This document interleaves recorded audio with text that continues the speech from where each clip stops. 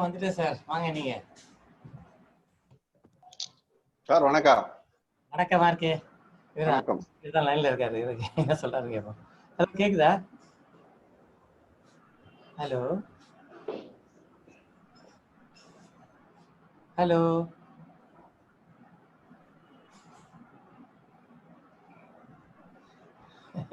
அழகிய சிங்கருக்கு வாட்ஸ்அப்லயே ஆடியோ கனெக்டிங்னு வருது. என்ன பண்றது?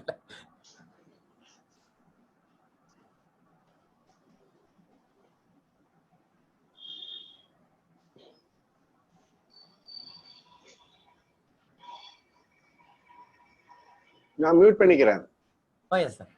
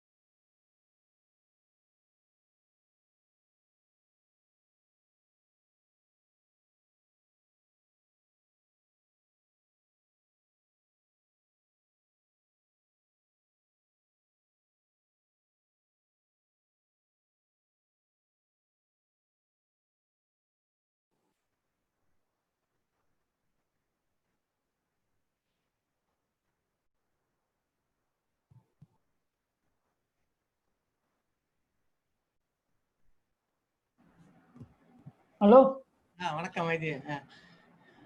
வணக்கம். வணக்கம்.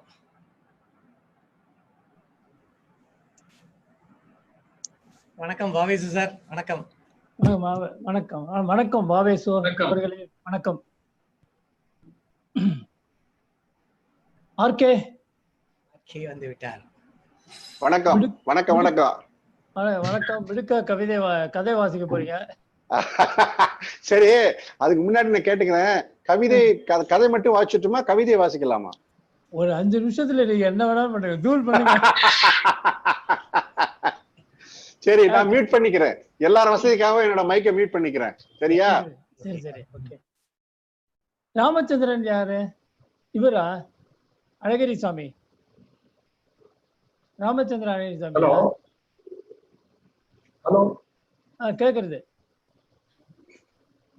அப்புறம் என்னுடைய நண்பர்கள் சில பேரும் வருவாங்க, வைத்தீஸ்வரங்கிறதுனால என்னோட நண்பர்களும் வருவாங்க. காப்பியா மௌலி? அப்படியே அந்த காப்பிக்கு ஒரு ஜெராக்ஸ் காப்பி இங்க அனுப்புங்க. இல்லவா, ஜூஸ் மாதிரி மாதுளம்பழம் ஜூஸ் கேக்குறது. உங்க வாவேசு உங்க குரல் கேக்குறது.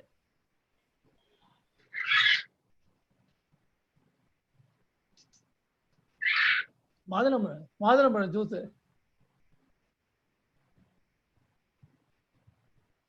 அன்ஸ்டேபிளா?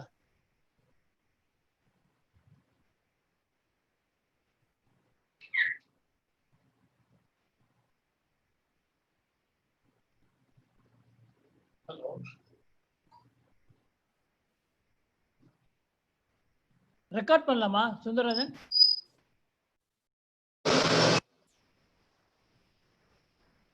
இல்லையா?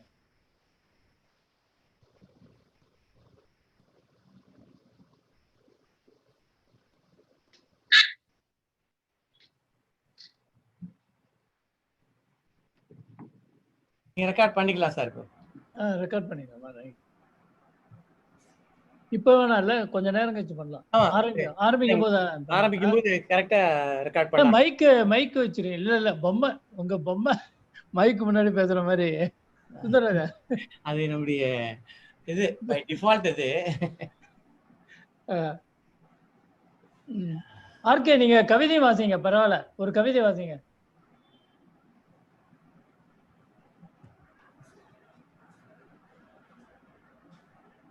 ஆர்கே ஏதோ சீரியஸா படிச்சிட்டு இருக்காரு, நீங்க என்னமோ சொல்றீங்க. புத்தகம்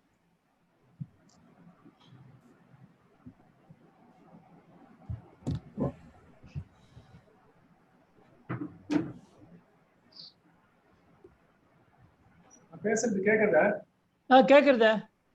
ஹலோ, கேக்குறது. am I audible? கேக்குறது. வாவேஸ் உங்க பேச்சு கேக்குது. எனக்கு நீங்க பேசுறது எதுவும் கேட்கல. நான் பேசுறது கேட்கலையா? ஆர்கே நான் பேசுறது கேக்குறதா? கேக்குறது. Show thumbs up. கேக்குறது. But I am not able to listen. கேக்குறதே சார். நீங்க நல்ல பேசுறது கேக்குறது. நல்ல பேசுறது கேக்குறதா? Sir வாவேஸ் sir எம்பாய்ஸ் கேக்குறதா? கேக்குறது, நல்லா கேக்குறதா? என்ன மதிலே அப்படி போயிட்டா?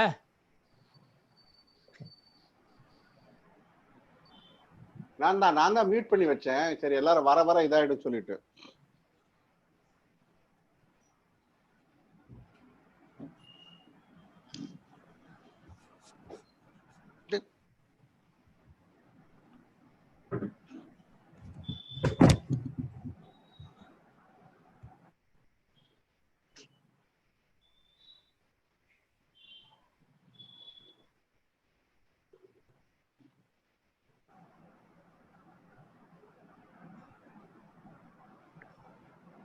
ஐயர் வைத்தீஸ்வரன் சார்ட்ட பேசிட்டீங்களா அவர் வரதுக்கு? ஹலோ, பேசலையா? ஓகே, நீங்க ஃபோன் பண்றீங்களா? நான் மெசேஜ் அனுப்பிச்சிட்டேன் அவர்கிட்ட. இருங்க, நான் ட்ரை பண்ணிட்டேன். ஃபோன் பண்ணி கேட்கட்டுமா? சரி கேளு. ஃபோன் தான் சரியா இல்லை, நீங்களே பண்ணுங்க. என் ஃபோன் சரியா இல்லை கொஞ்சம். நீங்க பண்ணீங்களா நல்லா இருக்கும். எஸ் பண்ணிடுறேன். வந்து பேச வர வேணாம். நான் வந்துடுச்சு விருட்சம்.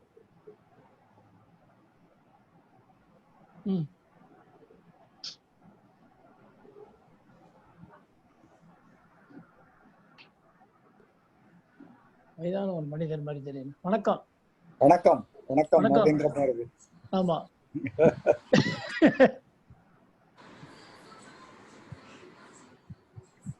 வணக்கம் நாகேந்திர பாரதி சார். வணக்கம். காந்தியை பத்தி ஆர்கே, காந்தியை பத்தி ஏதாவது எழுதுமா? சுந்தரராஜன் நாகேந்திர பாரதி காந்தியை பத்தி எழுதுங்க.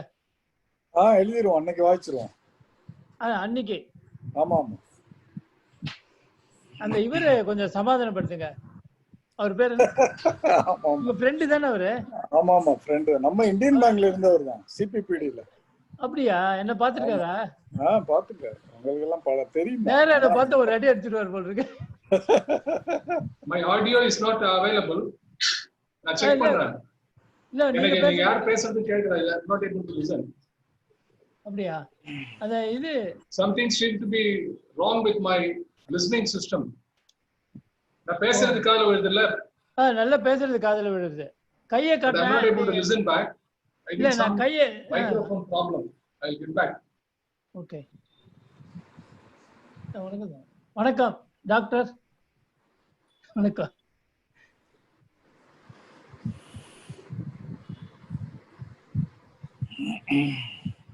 அவரை பார்த்திருக்கேன் நானே பாதிரி. நீங்க பாத்திருப்பீங்க. நான் சிபிபில இருக்கப்பெல்லாம் அவரும் அங்க இருந்தாரு. அப்படியா? ஆர்கே வணக்கம். வணக்கம் ஆர்கே அண்ணா. வணக்கம் சார். பாரதி சார் வணக்கம். அண்ணா வணக்கம். வணக்கம் சார். வணக்கம் வணக்கம். நீங்க சந்திரமௌலி ஒரு மெசேஜ் போட்டீங்களா? அதை அப்படியே அவருக்கு நான் ஃபார்வர்ட் பண்ணி விடவா? இல்ல, நான் அவருக்கு அனுப்பிச்சிட்டு தான் உங்களுக்கு ஃபார்வர்ட் பண்ணேன். சரி சரி, ஓகே ஓகே. அப்ப அவரெல்லாம் சமாதானம் ஆயிடுவார். அன்னைக்கு அவர் ஏதோ என்ன தெரியல, பேசாம அலோவ் பண்ணிருக்கலாம், ஏதோ படிச்சுட்டு போட்டோம். அது கொஞ்சம் இது பண்ணி விட்டேன்.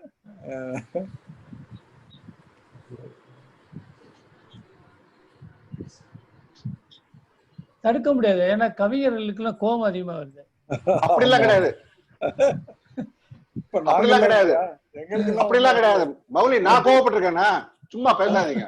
நான்லாம் கோவப்பட்டது இல்லையா? பாரதி நம்ம கோவப்பட்டிருக்கோமா என்ன நீங்க சொல்லுங்க. நம்ம என்ன கோவமா போட்டோமா?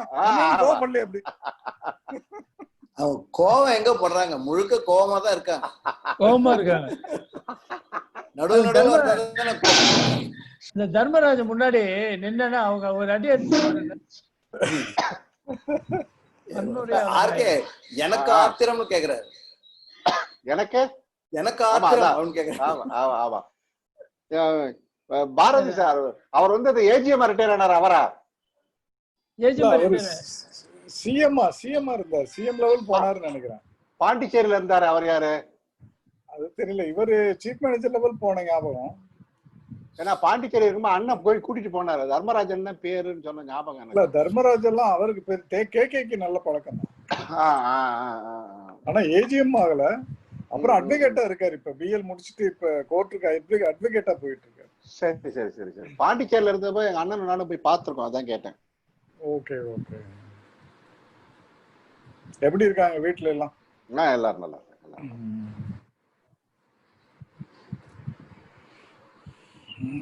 எத்தனை பேர் சேர்ந்து இருக்கிறாங்க? ஒரு 8 பேர் சேர்ந்திருக்காங்க.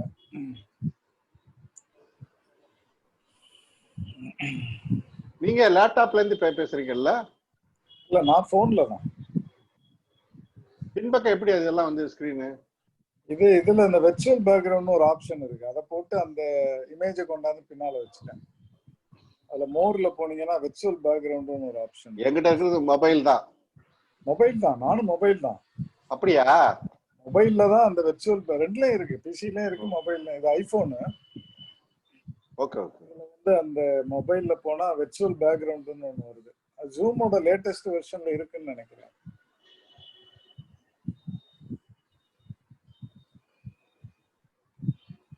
அது ஒரு மீட்டிங் போறப்போ அந்தந்த பேக்ரவுண்ட வச்சிரு. குவியம் போறப்போ இலக்கிய வாசல், டோஸ்ட் மாஸ்டர் போறப்போ டோஸ்ட் மாஸ்டர், அந்த மாதிரி. வைத்தியர் சார் வந்துட்டார். வந்தாச்சா?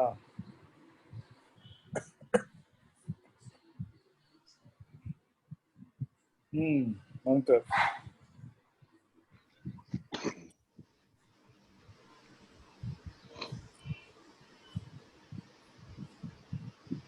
இப்போ கேக்குதா? மைக் அன்மியூட் பண்ணுங்க. கேக்குதா?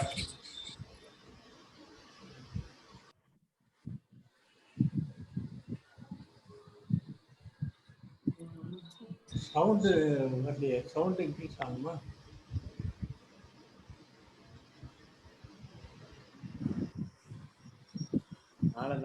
ஹலோ,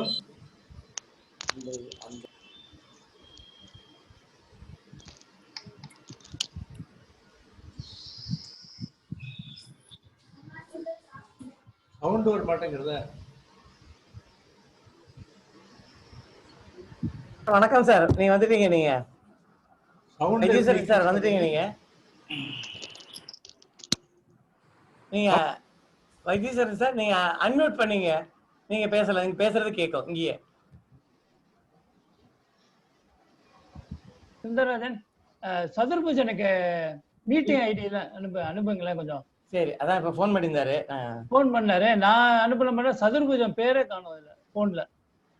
இந்த புது போனு பழைய போனுனால ஒரு குழப்பம்.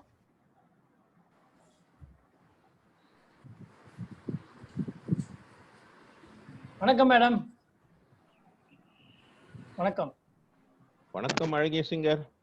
வணக்கம் சார். வணக்கம் நாகேந்திர பாரதி. சவுண்ட் கேட்க மாட்டேங்குது. வணக்கம் ஐயா. வணக்கம். சவுண்ட் கேட்கல சார். கவிஞர் சார். வைத்தீஸ்வரன் வந்துட்டார். Very good. வந்தாச்சு. விழா நாயகன் வந்தாச்சு. இவரு வாவேசு தான் என்னன்னு தெரியல பிரச்சனை. சார் வைத்தீஸ்வரன் சார் உங்களுக்கு கேக்குதா? உங்களுக்கு கேக்குறதா நான் பேசுறதே? சார் ராயசலப சார் வணக்கம். வைத்தீஸ்வரன் வணக்கம். இருங்க வைத்தீஸ்வரன் சார் வருஷம் கேட்டுடலாம் ஒரு செகண்ட். சார் வைத்தீஸ்வரன் சார் கேக்குதா உங்களுக்கு நான் பேசுறது? சவுண்ட் கம்மியா இருக்கு. அது உங்க இதுல கொஞ்சம் இன்க்ரீஸ் பண்ணீங்க சவுண்ட். ஹலோ. பட் நீங்க பேசுறது கேக்குது எங்களுக்கு கிளீனா. சரி சரி நோட் பண்ணிட்டீங்களா? 813 அதெல்லாம் நோட் பண்ணிட்டீங்களா பாஸ்வேர்டுனா? சவுண்ட் கம்மியா இருக்கு. 206362 பாஸ்வேர்டு. மீட்டிங் ஐடியும் ஒன்னு இருக்கு. ஐயோ என்ன இது புதுசா இருக்கு. சரி நீங்க இல்ல ஜாயின் இது வச்சிருக்கீங்க. ஜாயின் ஐடி இருக்கு உங்களுக்கு. இல்ல இப்ப கிளியரா இருக்கு. சவுண்ட் இருக்கு. Sound is clear. Okay okay. என்னடா இது? வணக்கம் ஐயா. வைத்தீஸ்வரன் ஐயா. ஐயா வைத்தீஸ்வரன் ஐயா வணக்கம். வணக்கம். ஆல்ரைட் எல்லாரும் வரல. மௌலி சதுர்புஜனுக்கு அனுப்பணுமா? சதுர்புஜனுக்கு அனுப்பணுமா லிங்க்? ஆமா சதுர்புஜனுக்கு லிங்க் அனுப்பணும். இந்த அனுப்புறேன். உடனே அனுப்புறேன். நான் அனுப்புறேன். பாவேசுக்கு என்ன தெரியல. அவரு நம்ம பேசுறத கேட்க மாட்டேங்கிறான்.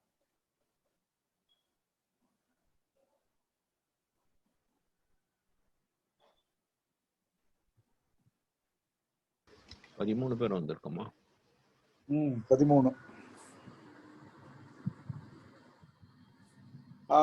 மௌலி அவருக்கு அனுப்பிச்சிருக்கேன். ஆனா அவர் மொபைல் வந்து ஆன்ல இருக்கான்னு தெரியல. பட் நான் அனுப்பிச்சிட்டேன் அவருக்கு லிங்க. சரி சரி. அது இங்க இருந்து என்கிட்ட இருந்து போயிருச்சு. அவர் ரிசீவ் பண்ணிக்கணும். ஓகே. அவர்கிட்ட ஒரு ஃபோன் பண்ண முடியுமா? சொல்றேனே.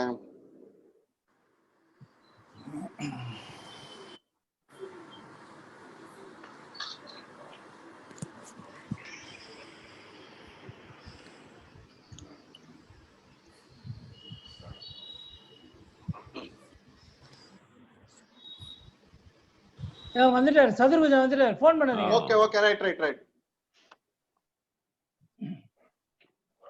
அவர் சொல்லிடுங்க. நான் தான் கூப்பிட்டேன் அவரை. ஆமா ஆமா சதுர்புஜன் இவர் தான். ஆர்கே தான் கூப்பிட்டாரு உங்களை.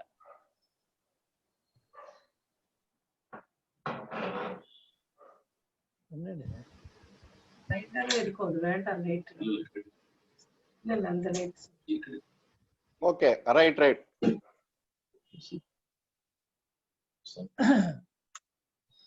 வந்துட்டார். ஓகே வந்துட்டார். பாபேசு வந்தாரான்னு தெரியலையா? பாபேசு இன்னும் வரல. வந்துட்டு போயிட்டாரு அவரு. சரி இப்ப சுந்தரராஜன் நம்ம முதல்ல ஆரம்பிச்சிடலாமா? இல்ல விஜய். ஏன்னா டாக்டருக்கு இன்னொரு மீட்டிங் போனோம்.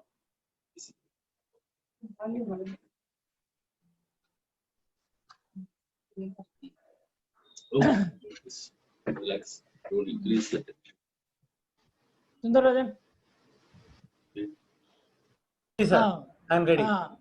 ஆரம்பிச்சிடலாமா? ஆரம்பிச்சிடலாம் சார்.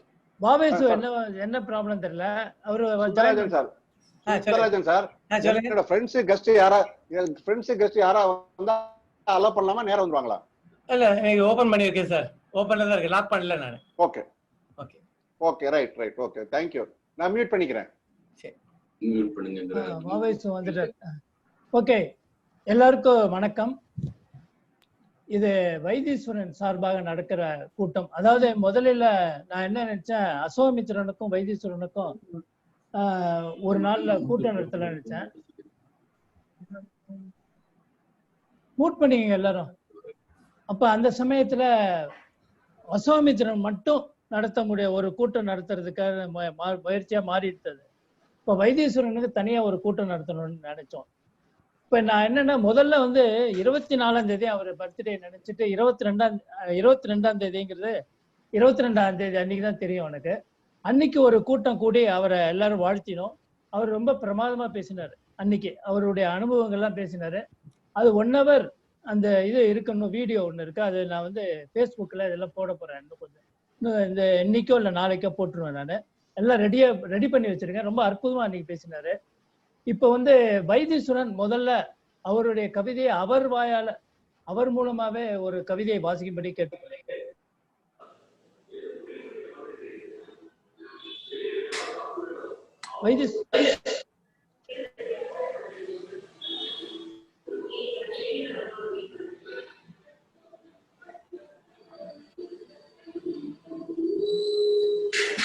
வைத்தீஸ்வரன் ஒரு கவிதை வாசிங்க.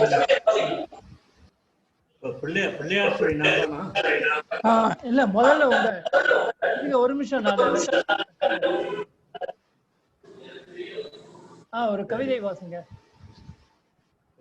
உங்க குரல் மூலமா நாங்க கேட்க விரும்புறோம். சரி, தயவுசெய்து பதிலும் ராகத்திலே இருக்கணும். வேணும் இருக்காரா? ரொம்ப கலைச்சு போயிட்டு.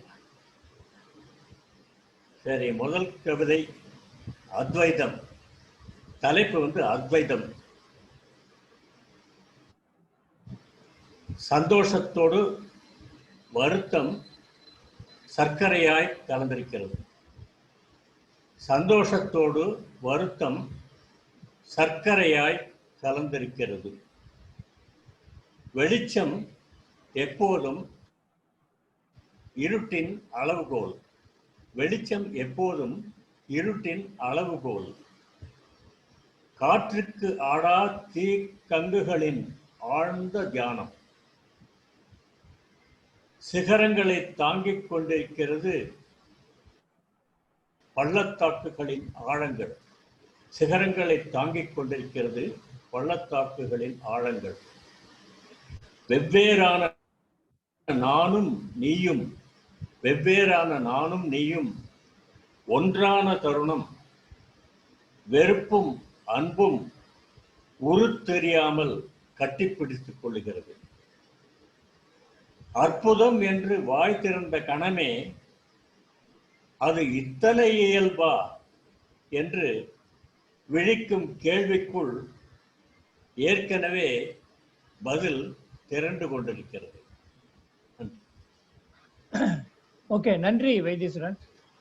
இப்ப வைத்தீஸ்வரன் பற்றி அவர் வந்து ஒரு கதைகள் எழுதியிருக்கார், சிறுகதை எழுதியிருக்கார். அவர் 60ல முக்கியமா சொல்ல வேண்டியது 1960ல எழுத்துல எழுதின கவிஞர் அவர்கள். அவருக்கு வந்து இன்று 85 வயசு முடிஞ்சிருச்சு. அவர் அந்த காலத்திலேருந்து இன்னும் கூட எழுதிட்டு இருக்கார். கவிதைகள் எழுதியிருக்கார், கதைகள் எழுதியிருக்கார், கட்டுரைகள் எழுதியிருக்கார், நாவல் ஒண்டி அவர் தொடாம இருக்கார் இன்னும், ஏன் தெரியல.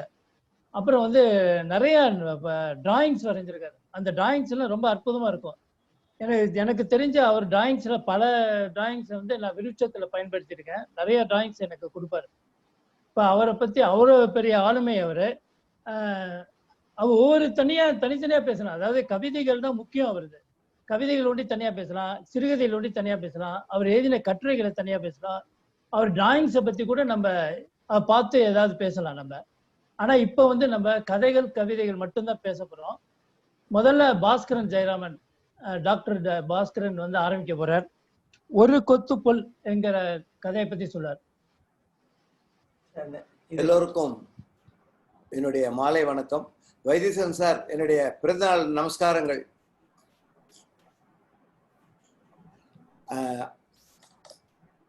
அவரை எல்லாருக்குமே ஒரு கவிஞரா தெரியும்.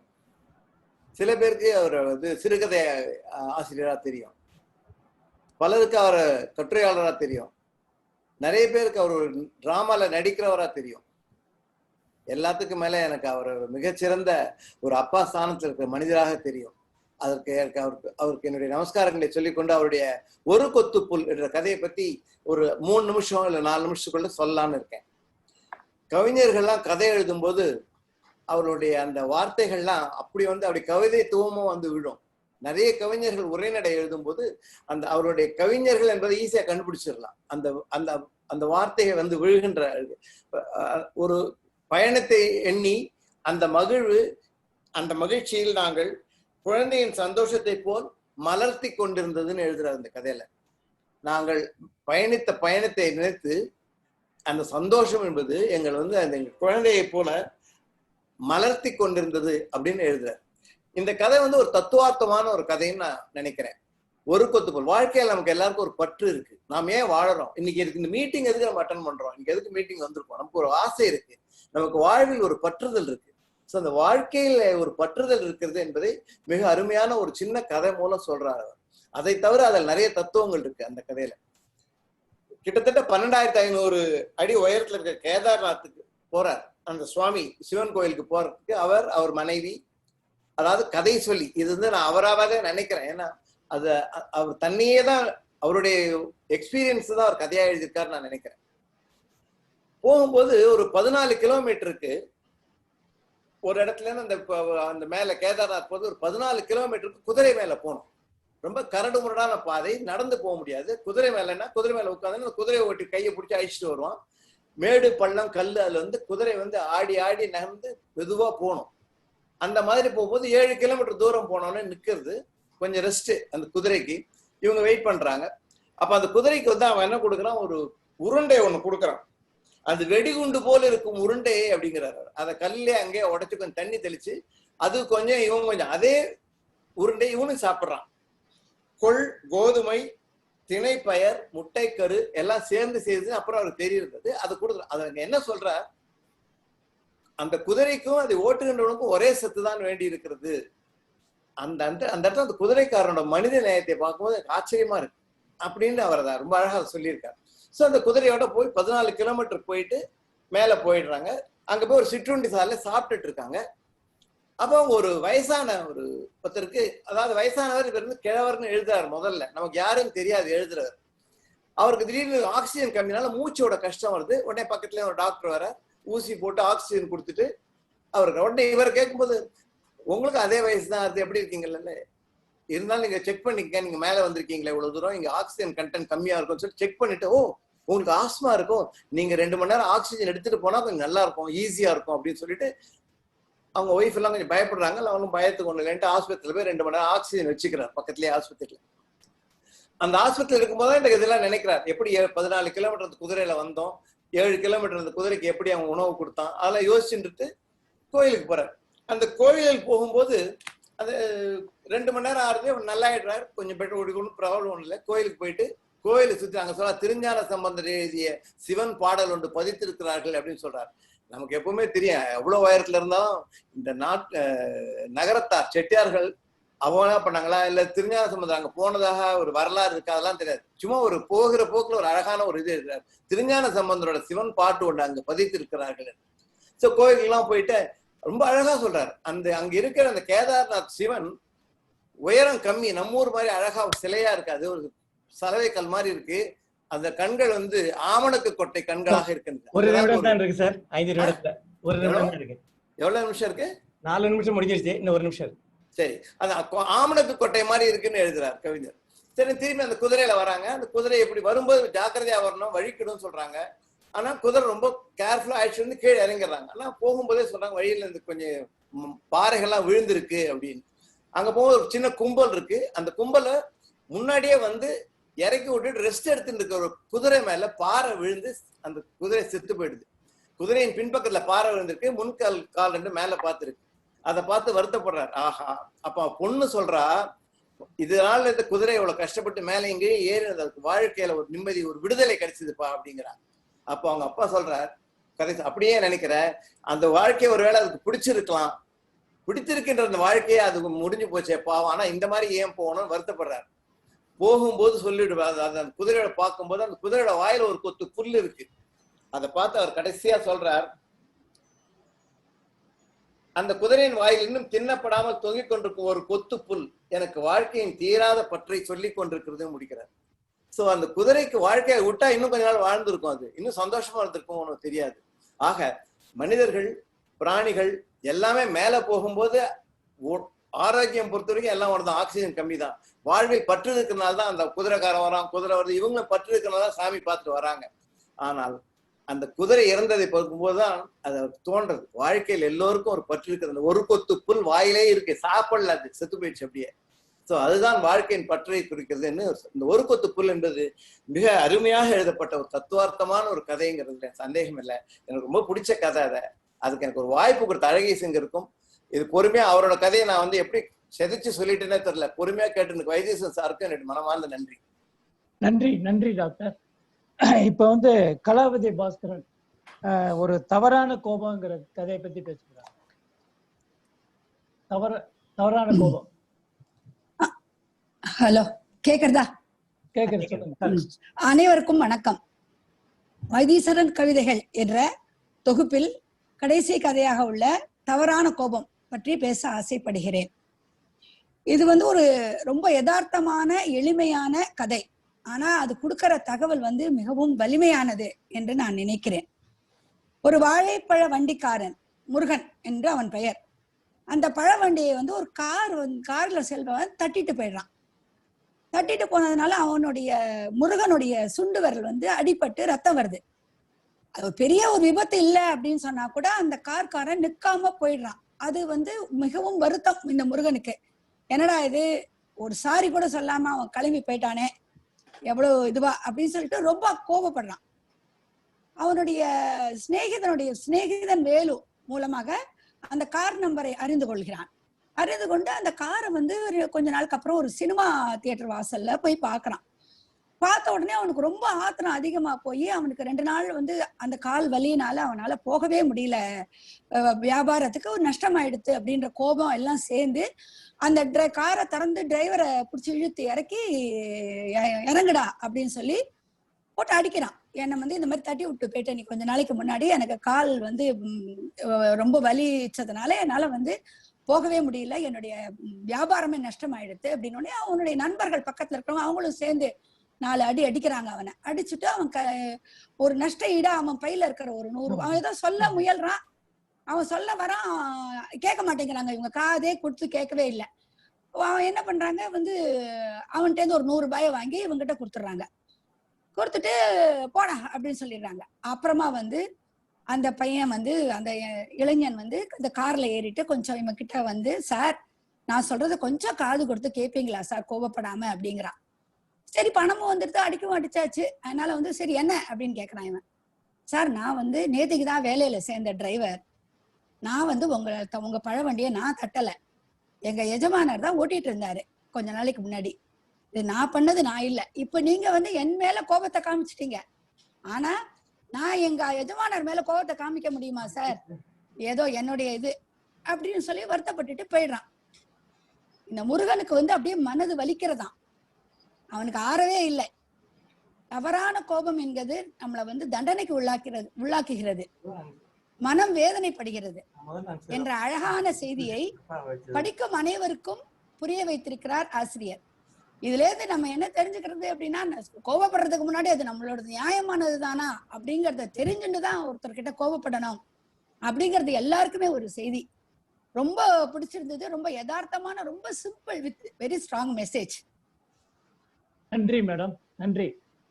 இப்போது ராஜேஷ் அவர்கள் கிணற்றில் விழுந்த நிலா, இந்த மிக முக்கியமான கவிதை, அது முதல் கவிதை நினைக்கிறேன் வைத்தீஸ்வரனுடைய, அந்த கவிதை பத்தி பேசுவார். ராஜேஷ் கான் இருக்காரு. ராஜேஷ் முதல்ல கதையெல்லாம் முடிச்சிருங்களேன். இல்ல அவரு அர்ஜென்டா போகணும்னு சொன்னாரு. ராஜேஷ் அதிகமா அர்ஜென்டா போகணும்னு சொன்னாரு. அதுக்கு ராஜேஷ் ஒரு நிமிஷம் சார், ஒரு நிமிஷம். வாங்க சொல்லுங்க.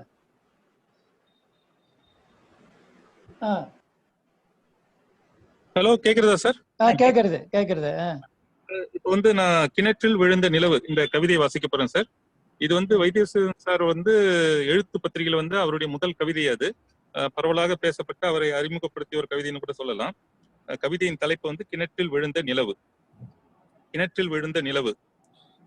கிணற்றில் விழுந்த நிலவை கீழிறங்கி தூக்கிவிடு, நனைந்த அவள் உடலை நழுவாமல் தூக்கிவிடு, மணக்கும் அவள் உடலை மணல் மீது தோயவிடு, நடுக்கும் ஒளி உடலை நாணல் கொண்டு போர்த்திவிடு. கிணற்றில் விழுந்த நிலவை கீழிறங்கி தூக்கிவிடு, நனைந்த அவள் உடலை நழுவாமல் தூக்கிவிடு.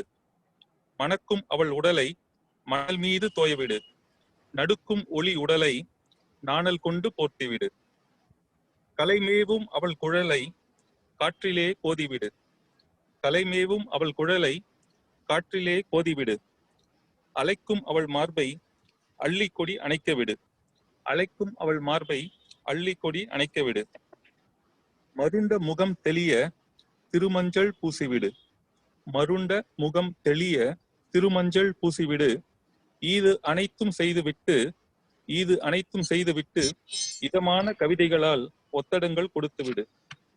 உடல் எங்கும் தேன் பூசி பத்திரமாய் பெண் இவளை வான்முனையில் கொண்டுவிடு. உடல் எங்கும் தேன் பூசி பத்திரமாய் பெண் இவளை வான்முனையில் கொண்டுவிடு. இருட்டு முடியும் முன்னே இரவு மடியும் முன்னே திருஷ்டி கழித்து அவளை திருப்பி அனுப்பிவிடு. இருட்டு முடியும் முன்னே இரவு மடியும் முன்னே திருஷ்டி கழித்து அவளை திருப்பி அனுப்பிவிடு. உருட்டி அனல் வீசும் அரக்கன் இவளை தேடி. உருட்டி அனல் வீசும் அரக்கன் இவளை தேடி விரட்டி வதைக்கும் முன்னே விண்மேலே வீசிவிடு. உருட்டி அனல் வீசும் அரக்கன் இவளை தேடி விரட்டி வதைக்கும் முன்னே விண்மேலே வீசிவிடு. திருட்டு கண்ணன் வந்து திரண்ட பந்து என்று எண்ணி. திருட்டு கண்ணன் வந்து திரண்ட பந்து என்று எண்ணி புரட்டி உதைக்கும் முன்னே பொன்னிலவை போக்கிவிடு. சீரான வேளை பார்த்து சீரும் மழை இடிக்கும் காற்று கூரான மின்னல் வரா குறுக்கு வழி ஒன்று பார்த்து. சீரான வேளை பார்த்து சீரும் மழை இடிக்கும் காற்று கூரான மின்னல் வராத குறுக்கு வழி ஒன்று பார்த்து. கார்முகிலை காவலாக்கு கணந்தோறும் கண்விழிக்கும் தாரகையை தோழியாக்கு. கணந்தோறும் கண்விழிக்கும் தாரகையை தோழியாக்கு. பாரினிலே நம்மையன்றி பார்த்தவர்கள் கேட்டோர் அன்றி யாருக்கும் தெரியாமல் சேதி இதை மறைத்துவிடு. பாரினிலே நம்மையன்றி பார்த்தவர்கள் கேட்டோர் அன்றி யாருக்கும் தெரியாமல் சேதி இதை மறைத்துவிடு. கிணற்றில் விழுந்த நிலவை கீழிறங்கி தூக்கிவிடு. இதோடு கவிதை முடிகிறது. வாய்ப்பு கொடுத்ததற்கு நன்றி.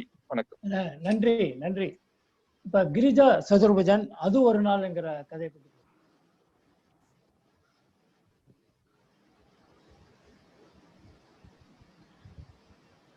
வைத்தீஸ்வரன் அவர்களின் அனைவருக்கும் இனிய மாலை வணக்கம்.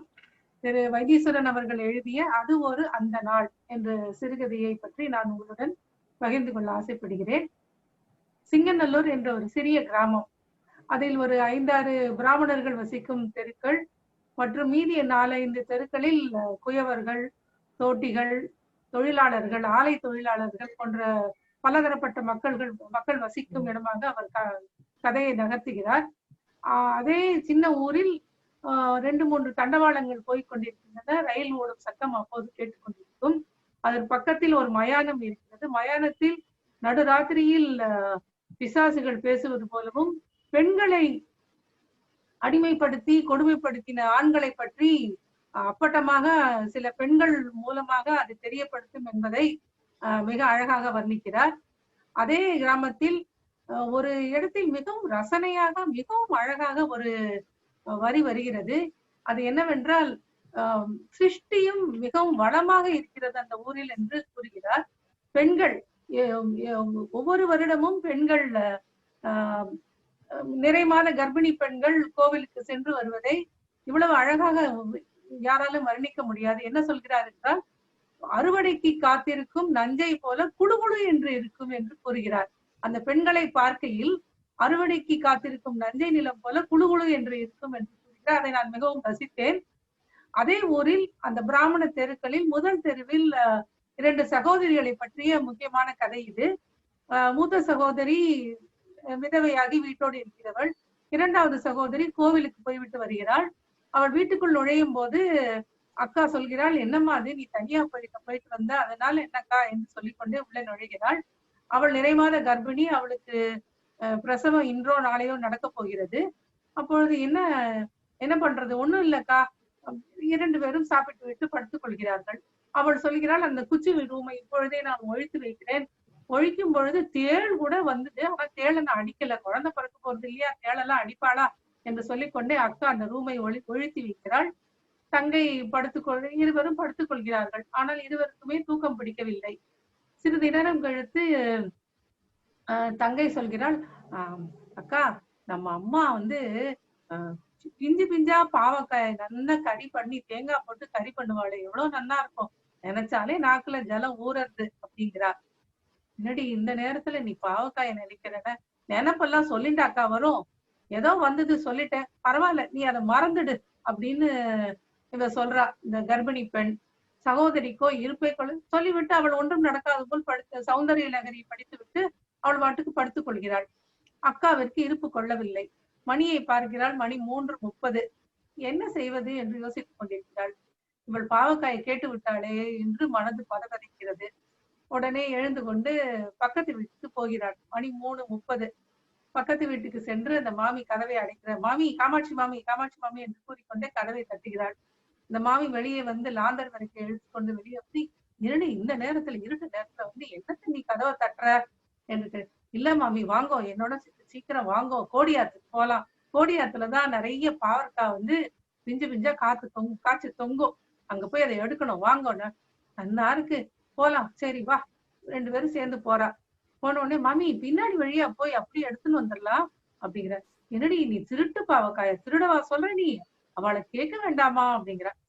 போங்க மாமி, என் தங்க ஆசைப்பட்டுட்டா, குழந்தை பிறக்க போற குழந்தைக்கு திருட்டு மாங்காயும் திருட்டு பாகக்காயும் இதுவுமா தெரிய போறது, அது ஒரு பரபிரமும், அது ஒண்ணும் தெரியாது, பரவாயில்ல எடுத்துன்னு வந்துடலாம் அப்படி சொல்லிட்டு போய் எடுத்துன்னு வந்துடுறா. 2 பேரும் வந்துட்டு வேக வேகமா சட்டியில அதை கூட ரொம்ப அழகா எழுதியிருந்தார். ஏன்னா பாவக்காய் எனக்கு ரொம்ப பிடிக்கும். அவர் எழுதியிருந்தார், விறகு அடுப்பில் வானலியில் எண்ணெயில் பாகற்காய் மினுமினு என்று மினுமினுத்தது என்று எழுதியிருந்தார். அது படிக்கும் போதே நமக்கு நாக்குல ஜலம் ஊறும். அவ்வளவு அழகா அந்த பாவக்காயை இமேஜின் பண்ற மாதிரி ரொம்ப ரசனையோடு. அவருக்கும் பாவக்காய் ரொம்ப பிடிக்கும். ஓகே ஓகே என்று சொல்லுகிறாள். உடனே அக்கா வந்து இவளுக்கு பிரசவ வலி எடுக்கிறது. அந்த பக்கத்துல இருக்கிற முத்து பேச்சு கூப்பிட்டு அனுப்புகிறாள். உடனே அவள் வருகிறாள். அவளுக்கு பிரசவ அறைக்குள் அந்த பிரசவம் பார்க்கிற பெண்மணி உள்ளே நுழைகிறாள். உடனே இவளை தண்ணீர் வழக்கம் போல தண்ணீரை போட சொல்லி அவளை கூப்பிடுகிறாள். அவளுக்கு என்ன தோணித்தோ இந்த பாகற்காயை எடுத்துக்கொண்டு வேக வேகமாக பிரசவ அறை கதவை தள்ளி கொண்டு உள்ளே நுழைகிறாள். அவள் வாயை திறந்து கொண்டு வலியில் துடித்துக் கொண்டிருக்கும் போது பாகற்காயை டபக் என்று வாயிற்குள் போட்டு விடுகிறாள். அந்த பாகற்காய் உள்ளே மெதுவாக இறங்குகிறது. நானும் மெதுவாக அம்மா வயிற்றிலிருந்து வெளியே வந்தேன் என்று எழுத்தாளர் சொல்கிறார்.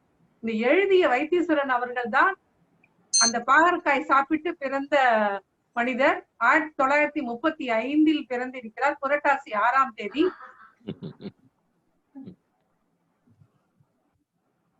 மியூட் ஆயிடுச்சு மேடம். அன்மியூட் பண்ணுங்க. மூட் ஆச்சு மேடம். கிரிஜா மேடம் மூட் ஆயிட்டு இல்ல மூட் ஆயிட்டு. அன்மியூட் பண்ணுங்க மேடம். பாவக்காய் பண்ற சரி. நன்றி நன்றி. முடிச்சுட்டீங்களா? சரி ஓகே. இப்ப வந்து பானுமதி ஒரு பிம்பம் ஒரு கதையை பத்தியும் சிருஷ்டிங்கிற 2 கதையை பத்தி பேச போறாங்க. பானுமதி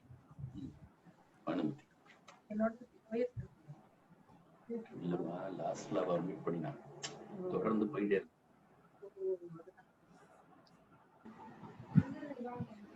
பிம்பம். அனைவருக்கும் வணக்கம். ஒரு பன்முக ஆளுமையா இருக்கக்கூடியவர் திரு வைத்தீஸ்வரன் அவர்கள். கதை, கவிதை, கட்டுரை, ஓவியர், இந்த மாதிரி பல துறைகள்ல தன்னுடைய முத்திரையை பதிச்சிருக்க. இன்னி வரைக்கும் நல்ல செயல்பாடு உள்ள ஒரு திறமையான மனிதராக தென்படுகிறார். அவருடைய அந்த எக்ஸ்பீரியன்சஸ் எல்லாம் அவர் சொன்ன போது ரொம்ப அருமையா இருந்தது.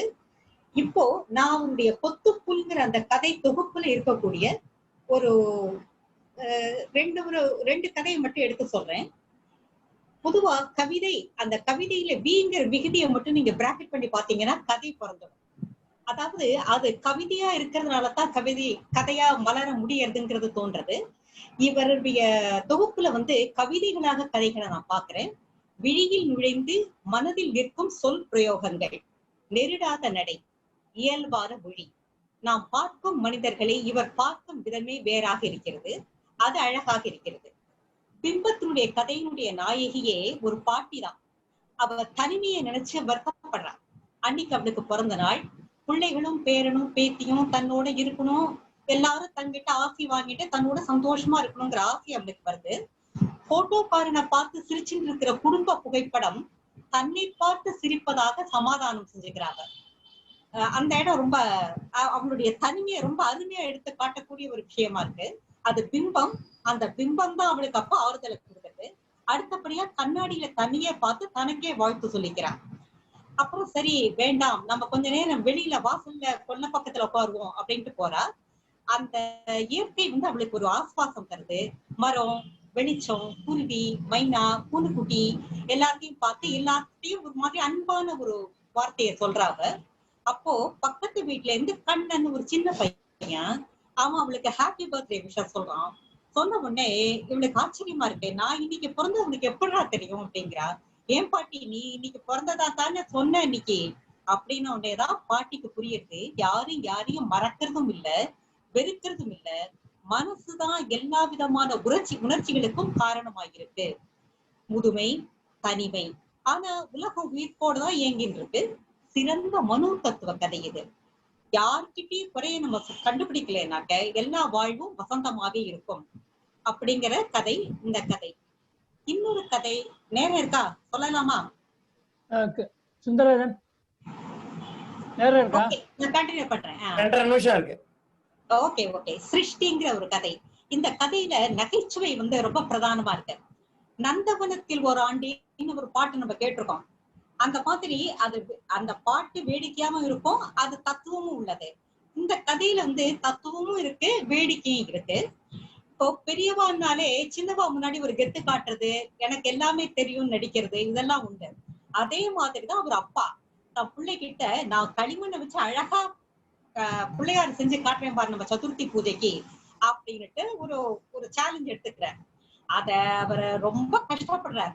குட்டி பையன், அவர் பையன் கோப்புங்கிறவன், அவன் பாக்குறான் அம்மா பொண்ணுக்கு குழந்தை பிறக்கிற நேரம் என்ன படபடப்பா இருப்பாளோ அந்த படபடப்போட இவன் அந்த சிருஷ்டிய பார்த்துட்டு இருக்கான்.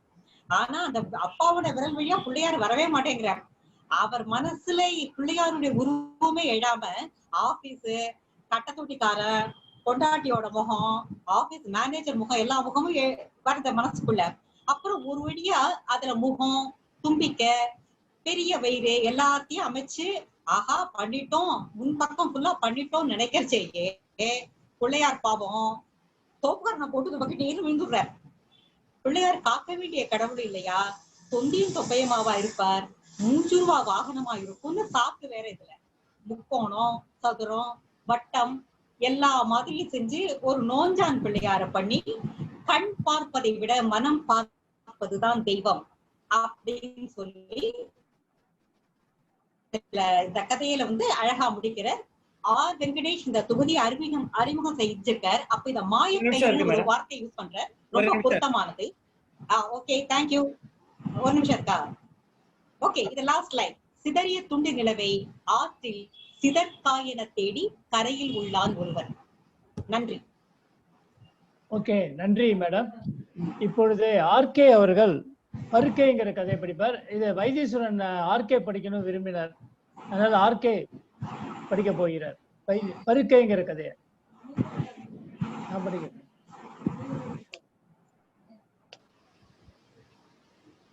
சார் வணக்கம் சார். இது படிக்கிறது எனக்கு ரொம்ப ரொம்ப சந்தோஷம். எனக்கு 4 நிமிஷம் முடிச்சா ஒரு கவிதை 2 கவிதை படிக்கலான்னு பாக்குறேன். அதுக்கு முன்னாடி உங்களோட பருக்கை கதையை படிக்கிறேன். பருக்கை. அன்று ஒரு கல்யாணத்திற்கு போக அழைப்பு வந்தது. அவர்கள் அதிகம் பரிச்சயம் இல்லாதவர்களாக இருந்தாலும் சில உறவு நிர்பந்தங்களால் இந்த மாதிரி நிகழ்வுகளுக்கு போயாக வேண்டி இருக்கிறது. ஆனால் அன்று அந்த கல்யாணத்திற்கு போக எனக்கு கொஞ்சமும் மனம் ஒப்பவில்லை. காரணம் என்று எதுவும் இல்லை. ஆனால் நான் வரவில்லை என்ற மனைவியின் ஏமாற்றத்தையும் பொருட்படுத்தாமல் அவளிடம் உறுதியாக சொல்லிவிட்டேன். மாலையில் போவதற்கு என்று எந்த இடமும் இல்லாவிட்டாலும் நான் நடக்கும் திசைகளை என் கால்களை தீர்மானிக்கட்டும் என்று வெளியில் இறங்கிவிட்டேன். பல சமயம் எனக்கு இப்படி இயக்கம் பிடிக்கும். நோக்கமோ அவசரமோ அவசியமோ எதுவும் இல்லாத ஒரு அசைவுக்கு ஒரு விடுதலை இருக்கிறது. இறக்கை அசைக்காமல் பறப்பது போல் ஒரு மிதப்பான அனுபவம். தெருக்கள் எல்லாமே நடப்பவனை அலட்சியப்படுத்துகிற மாதிரி தான் இருக்கிறது. கடந்து வந்த தெருக்களை திரும்பி பார்க்கும்போது எப்படி கடந்து வந்தோம் என்று திகைப்பாக கூட இருக்கிறது. சில சமயம் அதுவும் அன்று நான் கடந்து வந்த தெருக்கள் ஒவ்வொன்றிலும் ஏதாவது ஒரு விசேஷமோ கொண்டாட்டமோ கல்யாணமோ கோவில் உற்சவமோ ஏதாவது ஒன்று தெருவை அடைத்து கொண்டிருந்தன. அந்த நாள் ஏதோ விசேஷ நாளாக இருக்க வேண்டும். ஒருவேளை அந்த ஆண்டின் கடைசி முகூர்த்த தினமாக கூட இருக்கலாம். போகிற வழியில் குறைந்தது 2-3 கல்யாண மண்டபங்களை நான் கடக்க நேரிட்டது.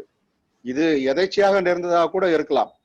அந்த தெருவில் அந்த கல்யாண மண்டபத்தின் வரவேற்பு அலங்காரம் அநேகமாக நடைபாதை வரை தாண்டி இருந்தது. 2 பக்கங்களிலும் கார்களும் ஸ்கூட்டர்களும் நெருங்கி பிதுங்கி தெருவை ஒற்றையடி பாதையாக ஆக்கி கொண்டிருந்தன. உறவுகளும் நண்பர்களும் கூட்டம் கூட்டமாக நுழைவதும் வருவதுமாக இருந்தார்கள். அநேகமாக தெருவில் நடப்பவர்கள் எல்லோருமே கல்யாண வீட்டிற்கு நுழைந்து விடலாம். அப்படி ஒரு சந்தடி. பூவாசனை, சந்தன கந்தம், பன்னீர் மனம், வெற்றிலை வாசம், வியர்வை நாற்றம், உடல் பூச்சுக்களின் மூச்சுக்களின் நெடி என்று பலதும் அந்த வாசலின் புழுக்கமான மாலை காற்றில் கலந்து குழப்பிக் கொண்டிருந்தது. இந்த சங்கடத்திலிருந்து தப்பித்துக் கொள்ள சற்று வேகமாக மண்டபத்தின் வாசலை கடந்தேன். வசதியாக அருகில் திரும்பி ஒரு சின்ன சந்துக்குள் நுழைந்து விட்டேன். அங்கே அதிக வெளிச்சம் இல்லை. ஆனால் சற்று அதிர்ச்சி தருவதாக வீடுகளின் பின்புறங்கள் தான் அந்த தெருவுக்கு இருபுறமும் வரிசையாக இருந்தன. நுழைந்தது தவறென்றாலும் கடந்துதான் தீர வேண்டும். கொஞ்ச தூரம் நடந்து சென்ற போது பக்கவாட்டில் கல்யாண மண்டபத்தின் நீண்ட சாப்பாட்டு கூடம் மேல் மாடியில்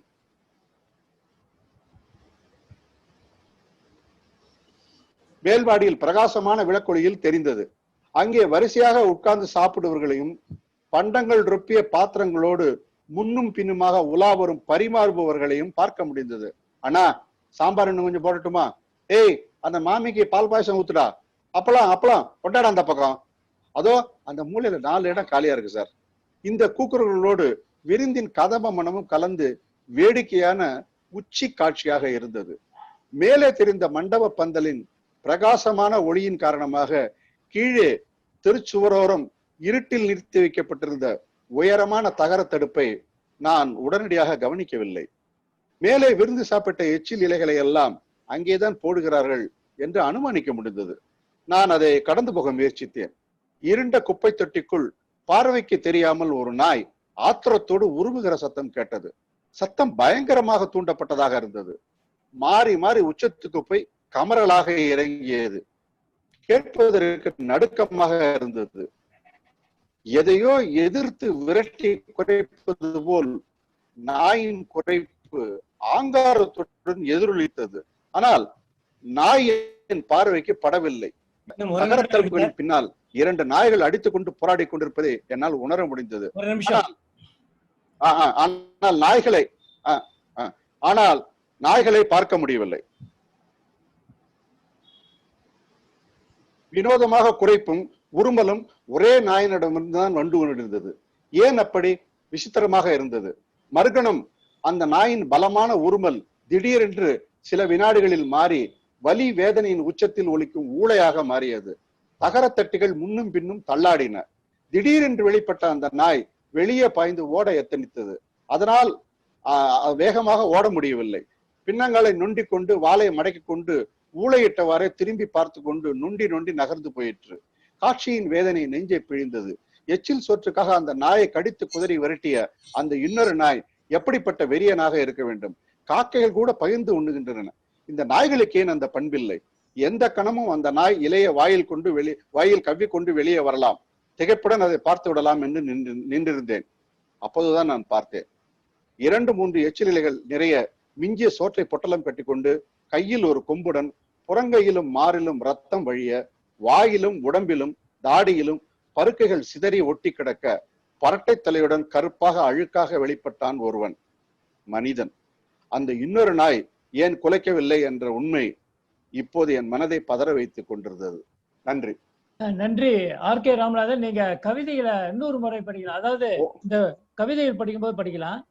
இப்ப இராமுருகன் நீங்க சீக்கிரமா எங்கேயாவது போகணுமா, இல்ல கொஞ்ச நேரம் இருக்க முடியுமா? இல்ல நீங்க வாசிங்க, நீங்க ஏதாவது சொல்லுங்க வைத்தீஸ்வரனை பத்தி. இராமுருகன்.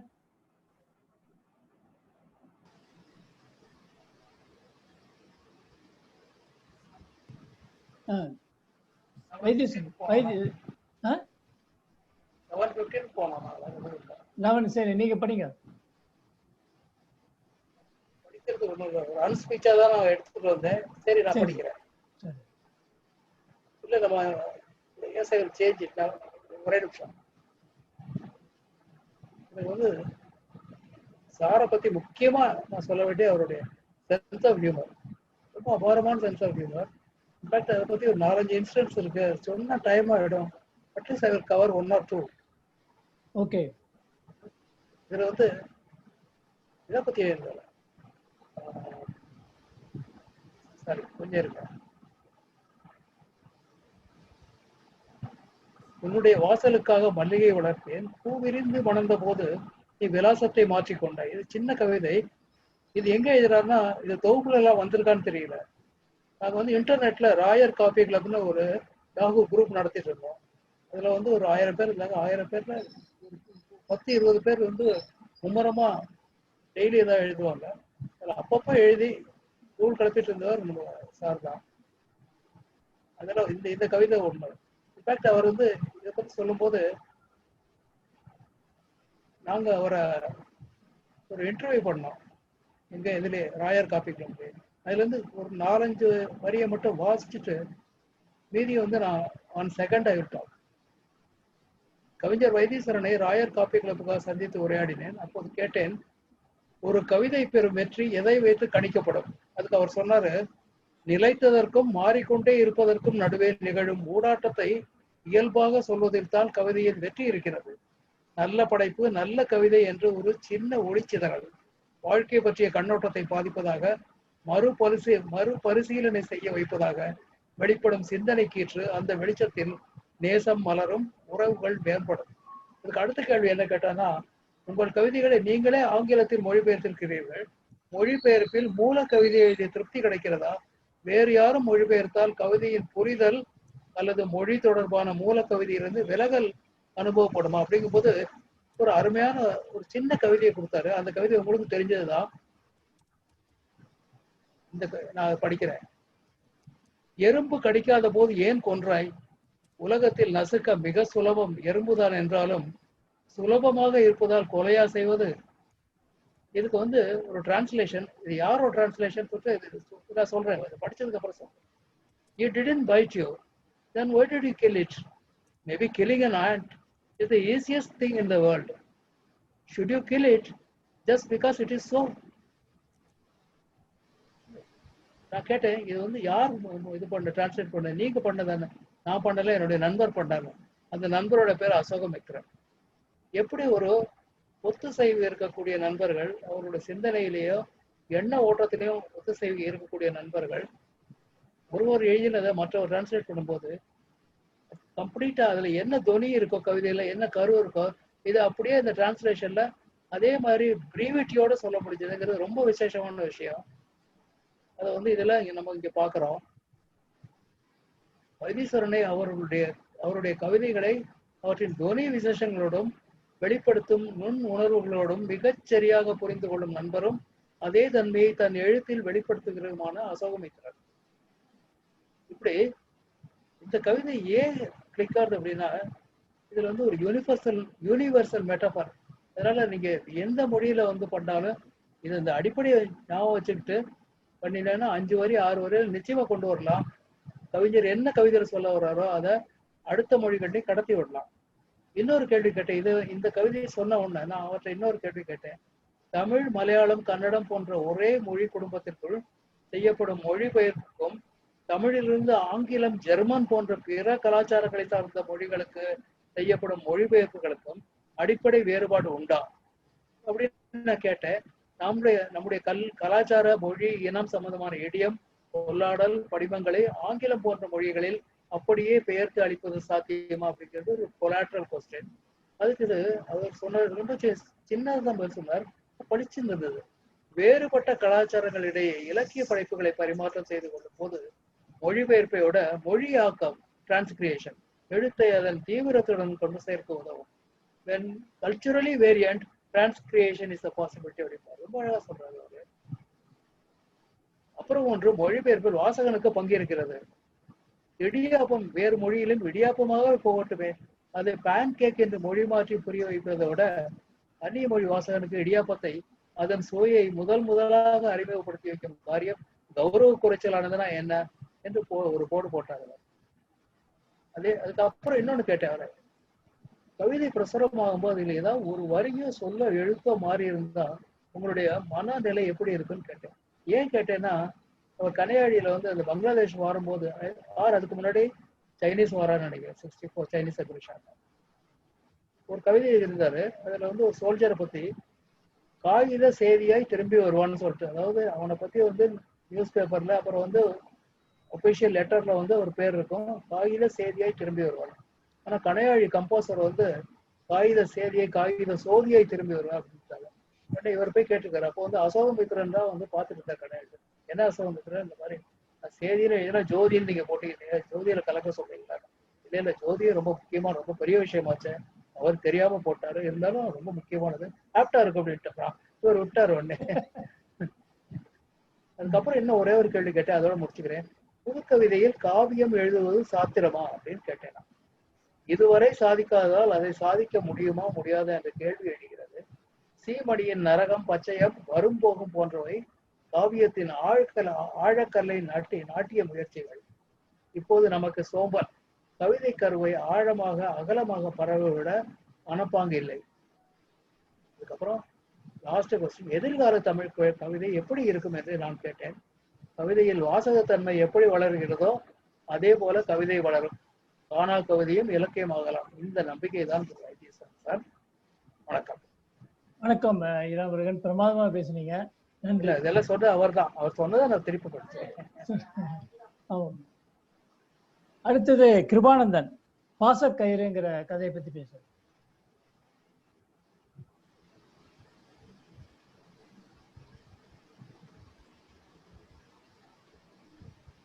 வணக்கம்.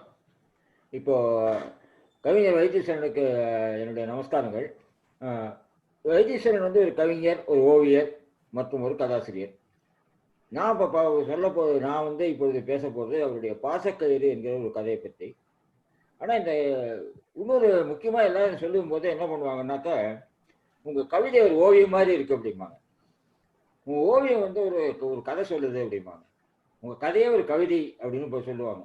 எழுதினவருக்கு அது என்ன எழுதினா, கதை எழுதினாரா கவிதை எழுதினா படம் போட்டாருன்னு புரியுமான்னு தெரியல. இது எதுக்காக இப்படி சொல்றாங்கன்னு இதுவரையில் புரிஞ்சதில்லை. ஆனாலும் இவர் வைத்தீஸ்வரன் வந்து கதையாகவும் கவிதையை கவிதையாகவும் ஓவியத்தை ஓவியமாக செய்வதாக என்னுடைய அனுமானம், என்னுடைய புரிதல் கேட்கும். அதுல இப்போ ஒரு முக்கியமா வந்து இந்த கவிஞர்களுக்கு ஒரு சின்ன பிரச்சனை வந்துடும்.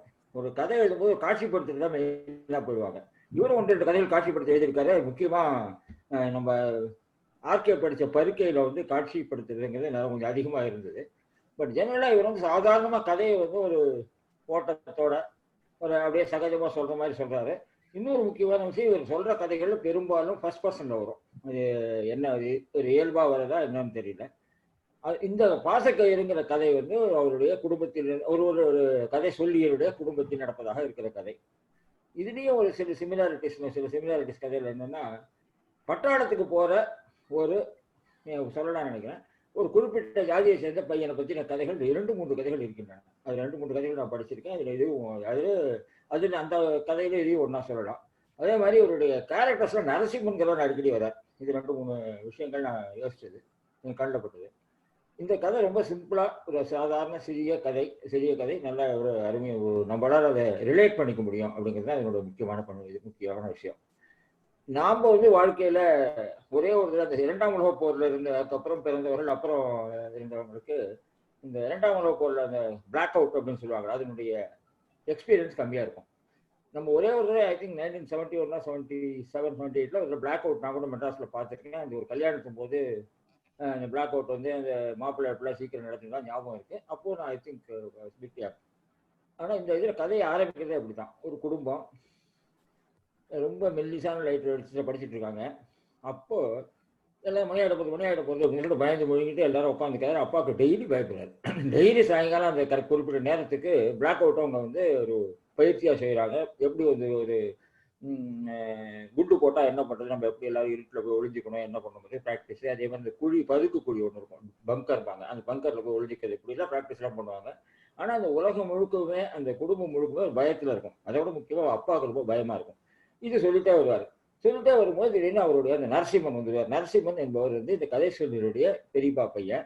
அந்த பையனை பற்றி போவார். அந்த பையன் வந்து ஸ்கவுட் அப்படின்னு சொல்லக்கூடிய ஒரு ஸ்கவுட் அண்ட் கப்னு சொல்லக்கூடிய ஒரு பயிற்சியில் இருப்பார். அவர் அந்த பையன் கொஞ்சம் டாலாக இருக்கார், கொஞ்சம் உயரமாக இருக்கார் போல இருக்கு. அந்த அவர் போட்டுக்கிற ட்ரெஸ்ஸு, அந்த அவர் கழுத்தில் இருக்கிற அந்த ஸ்கார்ஃப்னு சொல்லக்கூடிய அந்த கழுத்தில் போட்டுறது எல்லாத்தையும் ஒரு மாதிரி விவரிச்சுட்டு, அவனுக்கு வந்து செருப்பு கொடுக்கப்படவில்லை, ஆனால் அது அவன் ரொம்ப நல்லா பண்ணுவான், எனக்கு பார்த்தா ரொம்ப ஆசையாக இருக்கும் அப்படின்னு சொல்லிட்டு அவனை பற்றி சொல்கிறாரு.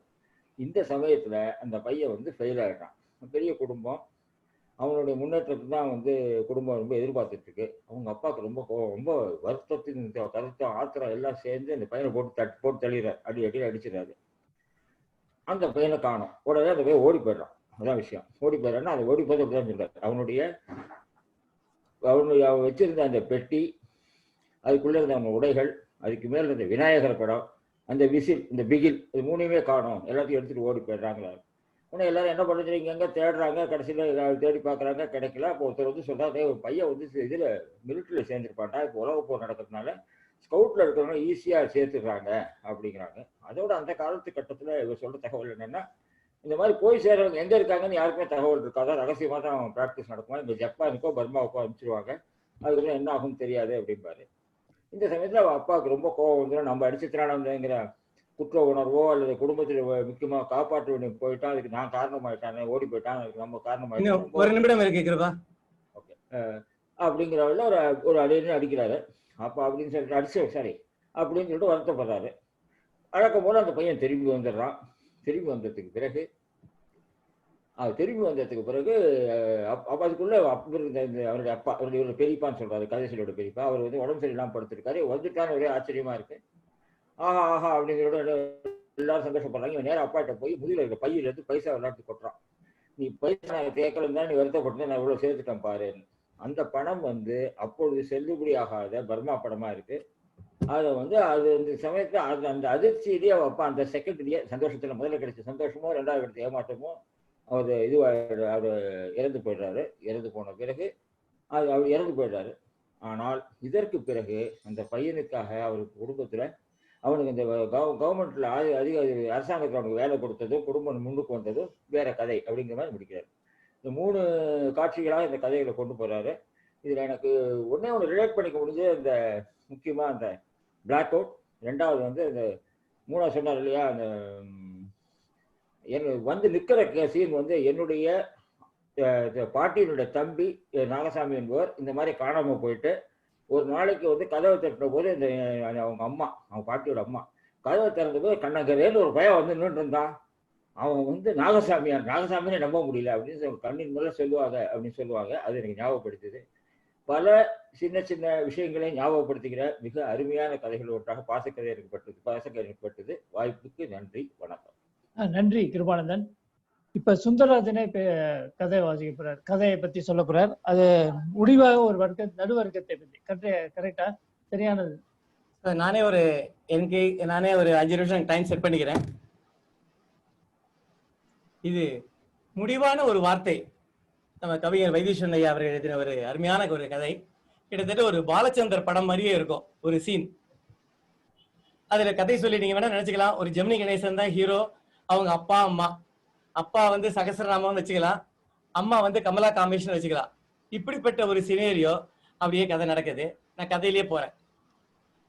நான் வேலையில இருந்து களைப்புடன் வீட்டுக்குள்ள நுழையிறேன். நான் வர்றத அம்மா கவலையோட பாத்துக்கிட்டு இருக்கா. என்னன்னு அம்மாவை பாக்குறேன், எப்படி இருக்காங்க அப்பா அப்படின்னு சொல்லி அப்பாவை பாக்குறேன். அப்பா சட்டையை கட்டிட்டு அப்படியே கேட்கிறேன். அப்பா அப்படியே ஒரு அரை மயக்கத்துல இருக்காரு. போர்வையும் படுக்கையும் கலைஞ்சு அலங்கோலமா இருக்கு.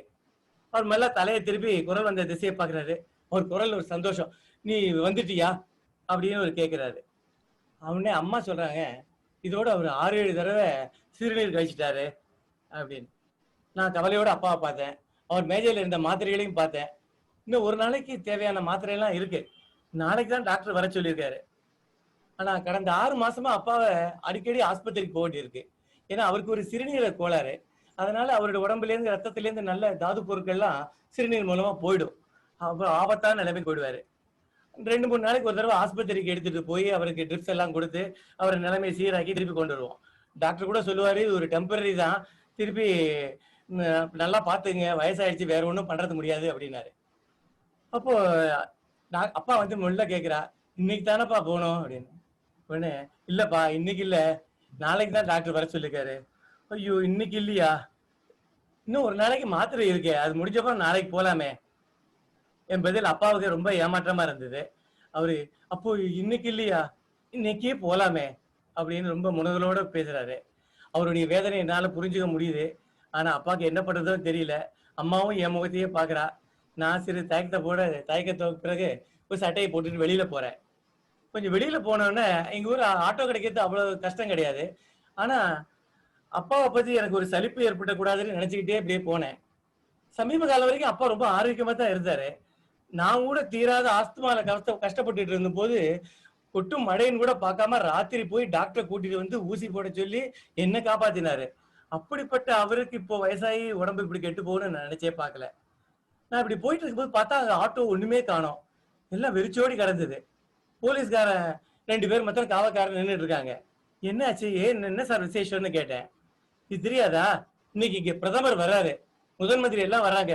அப்போ என்ன ஆகும், இன்னும் 2 ஹவருக்கு இந்த ரோடு க்ளோஸ். எனக்கு என்ன பண்றதுன்னே தெரியல. திரும்ப வீட்டுக்கு வந்தேன்.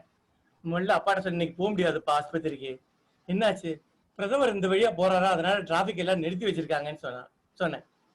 பிரதம மந்திரி ஒரு ஓரமா போனா நம்ம ஒரு ஓரமா போக முடியாதா? அப்பா பார்த்து நான் சிரிச்சேன். அவர் விளையாட்டா சொன்னதா தெரியல, அவர் கேட்கறது ஒரு நியாயமா தான் தெரிஞ்சுது. அவருக்கு ஜூஸ் மருந்தெல்லாம் கொடுத்துட்டு, நாளைக்கு தான்ப்பா அப்பாயின்மெண்ட் கொடுத்துருக்காரு, படுத்துங்க, நாளைக்கு போலாம் அப்படிங்கிறேன். ஏன்பா பிரதமர் ஜனங்களோட சேர்த்து இல்லையா, அவர் வரணும்னா ஜனங்களை இப்படி விரட்டி அடிக்கணுமா? என் மாதிரி பிராணாவஸ்தப்படுறவனெல்லாம் அவர் துக்கம் அப்படியே முணுமுணுப்பா முடிஞ்சிருச்சு. இது அவருடைய ஒரு தனி முணுமுணுப்பா தெரியல, இந்த மாதிரி வேதனைக்கு உள்ளாகி கொண்டிருக்கும் எத்தனையோ பாமர் மக்களின் குரலா தெரிஞ்சுது. மறுநாள் அப்பாவை டாக்டர்கிட்ட கூட்டிட்டு போனேன். நிலைமை நிஜமாவே ரொம்ப கவலைக்கிடமா இருந்தது. அப்பா பெருசா மூச்சு விட்டுட்டு இருந்தார். நிலைமையை பார்த்து டாக்டர் அவசர அவசரமா ஓடி வந்தாரு. அப்பாவை நாடியை பார்த்துட்டு ஐயோன்னு தனக்கு மட்டும் கேட்கிற மாதிரி சொல்லிட்டாரு டாக்டரே. நேற்றுக்கே வந்திருக்கணும் டாக்டர், நேற்றுக்கே நான் வந்திருப்பேன், ஆனா வர முடியாம போயிடுச்சு. அடாடா, நேற்றுக்கு வந்திருந்தா நல்லா இருந்திருக்குமே, ஏன் இப்படி தாமதப்படுத்துறீங்க, என்ன ஆச்சு? அது ரோட்ல நான் சொல்ல அப்படியே வாய் எடுத்தேன். அதுக்குள்ள அப்பாவின் தலையும் கையும் வேகமா அசைஞ்சுது. பேச்சு வராம தொண்டையில சிக்கிட்டு உயிரோட இறைச்சலோட இழுத்துட்டு இருந்தது. அப்பா நடுங்கிய விரல்ல அந்தரங்கத்துல யாரையும் சுட்டி காமிச்சிட்டு அவர் சொன்ன அந்த முடிவான வார்த்தை பிரதமர். பிரதமர் அந்த ஒரே ஒரு வார்த்தை, முடிவான ஒரே ஒரு வார்த்தையை சொன்னார். இதுதான் அந்த கதை. அப்படியே மனசை தொடக்கூடிய ஒரு கதை, ஒரு சின்ன ஒரு குறும்படம் மாதிரியே இருந்த கதை. நன்றி நன்றி நன்றி சுந்தரராஜன். பிரமா 5 நிமிஷத்துல பேசிட்டீங்களா? 27 செகண்ட் பாக்கி இருக்கு சார். நன்றி. ஓகே ஓகே நன்றி. இப்ப வேணுகோபாலன் என்ன கதைப்படி பேச போறாரு தெரியல, அவர் சொல்லவே இல்லை கதை என்ன சொல்ல போறாருன்னு தெரியல. வேணுகோபால். புஸ்தகம் கிடைச்சிருச்சு, பயப்படாத. கவிதை இல்ல, கதை. கதை கதை இல்ல, கவிதை தான் நான் சொன்ன உண்ட முதல்ல இருந்து. சரி சரி. இப்போ உங்க கவிதை உள்ளபடியே நான் வாசிக்க விரும்பினது தீராநதியில அவருடைய இளமை கால விஷயங்கள் பற்றின அற்புதமான அவருடைய கட்டுரைகள். அத வேணுகோபாலன் புக்கு வந்துருச்சே படிக்கலையான்னு அவர் கேட்பாரு. அப்படி நான் படிச்சிருக்கிற கட்டுரை என் கையில் இப்போ இல்லை, இல்லைன்னா அதுதான் நான் கொண்டாடி படிப்பேன். 2016 அவர் அன்போட கையெழுத்து போட்டு கொடுத்த புத்தகம், அவருக்கு 60 வயசு ஆனப்போ வந்த தொகுப்பு இது. அதில் நான் ஒரு கவிதையை படிக்கிறேன், நேரம் இருந்தால் இன்னொரு கவிதையை படிக்கிறேன். தொந்தரவுன்னு ஒரு கவிதை. சத்திய அவதாரத்திற்கு சாந்தி வனத்தில் சமாதி கட்டி ஆண்டுக்கு ஒரு முறை கூட்டமாய் கைகூப்பி வட்டமாய் பூ வைத்து வழக்கமாய் வருத்தப்படுவதில் தப்பொன்றுமில்லை. அது ராஜரீக மரியாதை. ஆனால் அதே முகத்தை கண்ணாடி சட்டகத்திற்குள் கைதியாக்கி கவர்மெண்ட் ஆபீஸ்களின் கரும் பச்சை மூலைகளில் கட்டாயம் போல் தொங்க விடுவதற்குத்தான் காரணம். பிடிபடவில்லை. நடப்பதோ மாமூல் காரியங்கள். மகானின் முகத்திற்கு அங்கென்ன பார்வை அப்படின்னு கவிதை இருக்கு. மகாத்மா காந்தி வச்சுக்கிட்டு எதுக்கு இந்த பிரார்த்தனை பண்ணோன்றது ரொம்ப சாதாரண விஷயம். ஆனா அவர் அதை கேட்கவே இல்லை.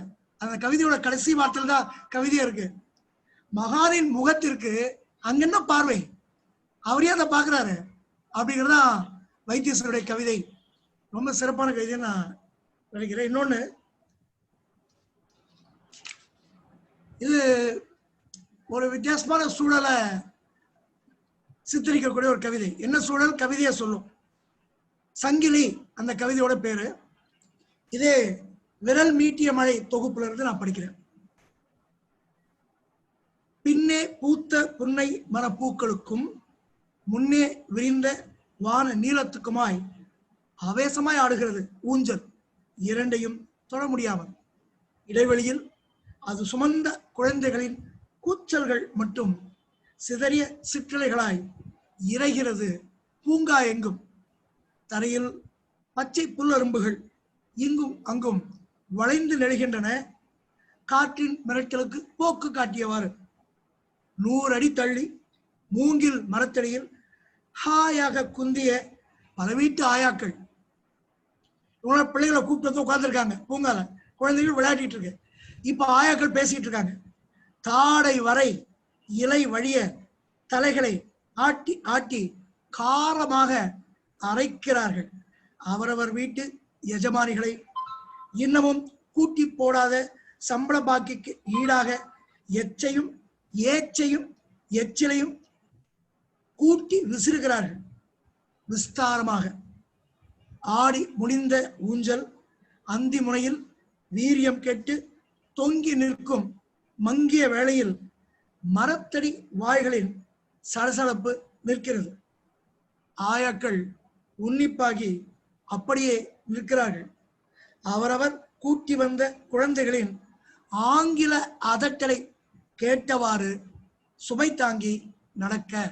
இதான் அந்த கவிதை. இளைப்பாறுவதற்கு போகிறவர்கள் குழந்தைகளா ஆயாக்களா? அங்க சுமையை இறக்கி வைக்கல, இறக்கி வச்சது வேற சுமை, இப்ப எடுத்துட்டு போறது இன்னொரு சுமை. ஏராளமான செய்திகள் இந்த கவிதையில இருக்கு.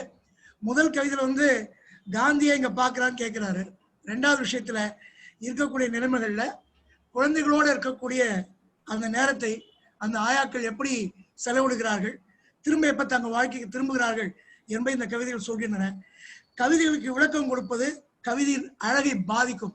கவிதைகளை கொண்டாடுவது கவிதைக்கு பெருமை சேர்க்கும். வணக்கம். நன்றி வேணுகோபாலன், நன்றி. இப்ப ராயச்செல்லப்பா ஐயம், பரிசு, கட்சி கொடிகள், பூங்காவில் முதியவர்கள் அந்த கவிதையெல்லாம் வாசிப்பாங்க. வணக்கம் வைத்தீஸ்வரன் சார் மற்றும் நண்பர்களே. முதல்ல ஒரு சிறிய கவிதை, தலைப்பில்லாத கவிதை. இந்த வைத்தீஸ்வரன் கவிதை தொகுப்பு யூனிக் இந்த சென்ஸ். 366 கவிதைகள் இருக்கு அதுல. சோ லீப் வருஷம் முதற்கொண்டு டெய்லி 1 விதம் படிக்கலாம் அதுல ஒரு கவிதை 255வது கவிதை, தலைப்பில்லாத கவிதை. கட்சி கொடிகள் காற்றில் பதற காக்கை குருவி எங்கள் ஜாதி என ஓலமிட்டன ஒலிபெருக்கிகள். அவ்வளவுதான்.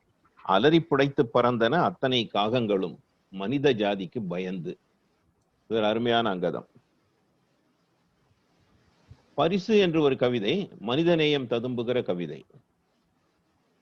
இது நம்ம வாழ்க்கையில தினதோறும் நடக்கக்கூடியதுதான். நம்ம ரங்கநாதன் தெருவு நடக்கும் போது கூட இந்த மாதிரி நடக்கலாம். நெருங்கியவன் தெரிந்த முகம் என்று சிரித்து விட்டேன் மிக சிநேகிதமாய். பதிலுக்கு அவனும் சிரித்து விட்டான் நாகரிகமாய். கடந்த பின் தான் புரிந்தது அவனை அறிந்தவன் நான் இல்லை என்று. எரிந்த சிரிப்பை, பெரியரா, எரிந்த சிரிப்பை மீண்டும் திரும்பி வாங்க சாத்தியமில்லை. இருந்தாலும் அறிமுகமற்ற மனிதனிடம் அன்பு காட்ட முடிந்தது இன்று ஒரு நல்ல ஆரம்பம் தான், தவறுதலாக இருந்தாலும் கூட. ஒரு அருமையான கவிதை. ஐயம் என்று ஒரு கவிதை. இது எழுத்தாளர்களை பற்றியது. போலி எழுத்தாளர்கள் என்று நம்புகிறேன். அவன் ஏதோ பெயர் நுழையாத ஊரிலிருந்து வந்திருந்தான் இந்த கூட்டத்திற்காக, நம்முடைய ஜூம் கூட்டத்திற்காக அல்ல, அந்த கூட்டத்திற்காக. நல்லவன் நட்பின் நன்மைகளை அறிந்தவனாக இருந்தான். பாஷை வேறாக இருந்தாலும் நடுவில் நின்று பாசத்தால் பழகக்கூடியவனாக பார்வைக்கு பசு போல் இருந்தான். ஆனாலும் அவன் பேசி தெரிவிக்க ஆவல்பட்டது அவனுடைய 6 கவிதை தொகுப்புகள் பற்றி, 7 சிறுகதை திரட்டு பற்றி, 8 பயண கட்டுரைகள் பற்றி, 9 அரசியல் புலனாய்வுகள் பற்றி. முடிவில் முயற்சிகளுக்காக வாங்கிய விருதுகள், பத்திரங்கள், கௌரவ பட்டங்கள், வாழ்த்துப்பாக்கள் இவற்றின் கையடக்க பிரசுரம் பற்றி. ஒரு நியாயம் காரணமாக முதல் 4 மட்டும் விலைக்கு விற்பதாக சொன்னான். கவிதை, கவிதை திரட்டு, பயண கட்டுரை, இந்த 4 மட்டும் விற்பானாம். பாராட்டுக்களை விலைக்கு விற்பதில்லை என்றான் பலமாக சிரித்தவாறு. ஆனால் பேச்சை கேட்ட எங்களுக்கு ஏதோ ஒரு ஐயம், பாராட்டுக்களை விலைக்கு வாங்கி இருப்பானோ என்று. இது ஒரு நுணுக்கமான அங்கதம். பூங்காவில் முதியவர்கள் என்ற ஒரு கவிதை. இது நம் வாழ்க்கையில் எல்லோருக்கும் நிலவுகின்ற ஒரு கேள்விக்குறி. பூங்காவில் முதியவர்கள் விதவித உயரங்களில் 3 பேர் வருகிறார்கள். யாரோ 3 பேர். அவர்களின் பேச்சின் தரங்களும் விதவிதமானவை. எப்போதாவது ஒருவரை ஒருவர் ஒப்புக்கொண்டது போல் நிழலில் நிற்கிறார்கள். எப்போதாவது ஒப்புக்கொண்டது போல். பிறகு குழப்பம் தீராதது போல் அண்ணாந்து பார்த்து மேலும் விவாதங்களுடன் தொடருகிறார்கள். பேச்சிடையில் குறுக்கிடும் சின்ன வேலிகளை உயர்ந்தவர் தாண்டி குதிக்கிறார், குள்ளமானவர் குனிந்து தாண்டுகிறார். வேலியை தாண்டிய பின்னும் விவாதங்கள் முடிவுக்கு வராமல் நார்ச்சந்தியில் நிற்கிறது பேச்சு. பொழுதில் பாதை தெளிவற்று போக மாலை நேரம் மீண்டும் நாளைக்கு தொடருவதற்கான நம்பிக்கையுடன் வெவ்வேறு வழிகளில் பிரிகிறார்கள் வீட்டை நோக்கி 3 முதியவர்கள். இப்படித்தான் பல நாட்களுக்கு அவர்கள் விவாதம் முடிவுக்கு வராதென்று தோன்றுகிறது, அவர்களின் ஆயுளை போலவே. விவாதம், கடைசி வரிதான் முக்கியம், விவாதம் என்றாவது முடிந்து விடுமோ கவலையாக இருக்கிறது. நன்றி வைத்தீஸ்வரன் அவர்களே. நன்றி. இப்ப சதுர்புஜன் 2 கவிதைகள் வாசிப்பார். தீர்ப்பு, உபதேசம்.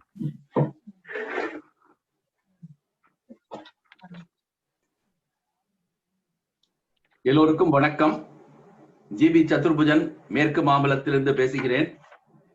இந்த மூத்த எழுத்தாளர் எஸ் வைத்தீஸ்வரன் அவர்களை கொண்டாடும், அவர்களுடைய படைப்புகளை கொண்டாடும் இந்த நிகழ்வுக்கு என்னையும் சேர்த்து கொண்டமைக்கு விருச்சிகத்துக்கும் அழகிய சிங்கருக்கும் நன்றி பல பல. விருட்சத்திற்கும் அழகிய சிங்கருக்கும்.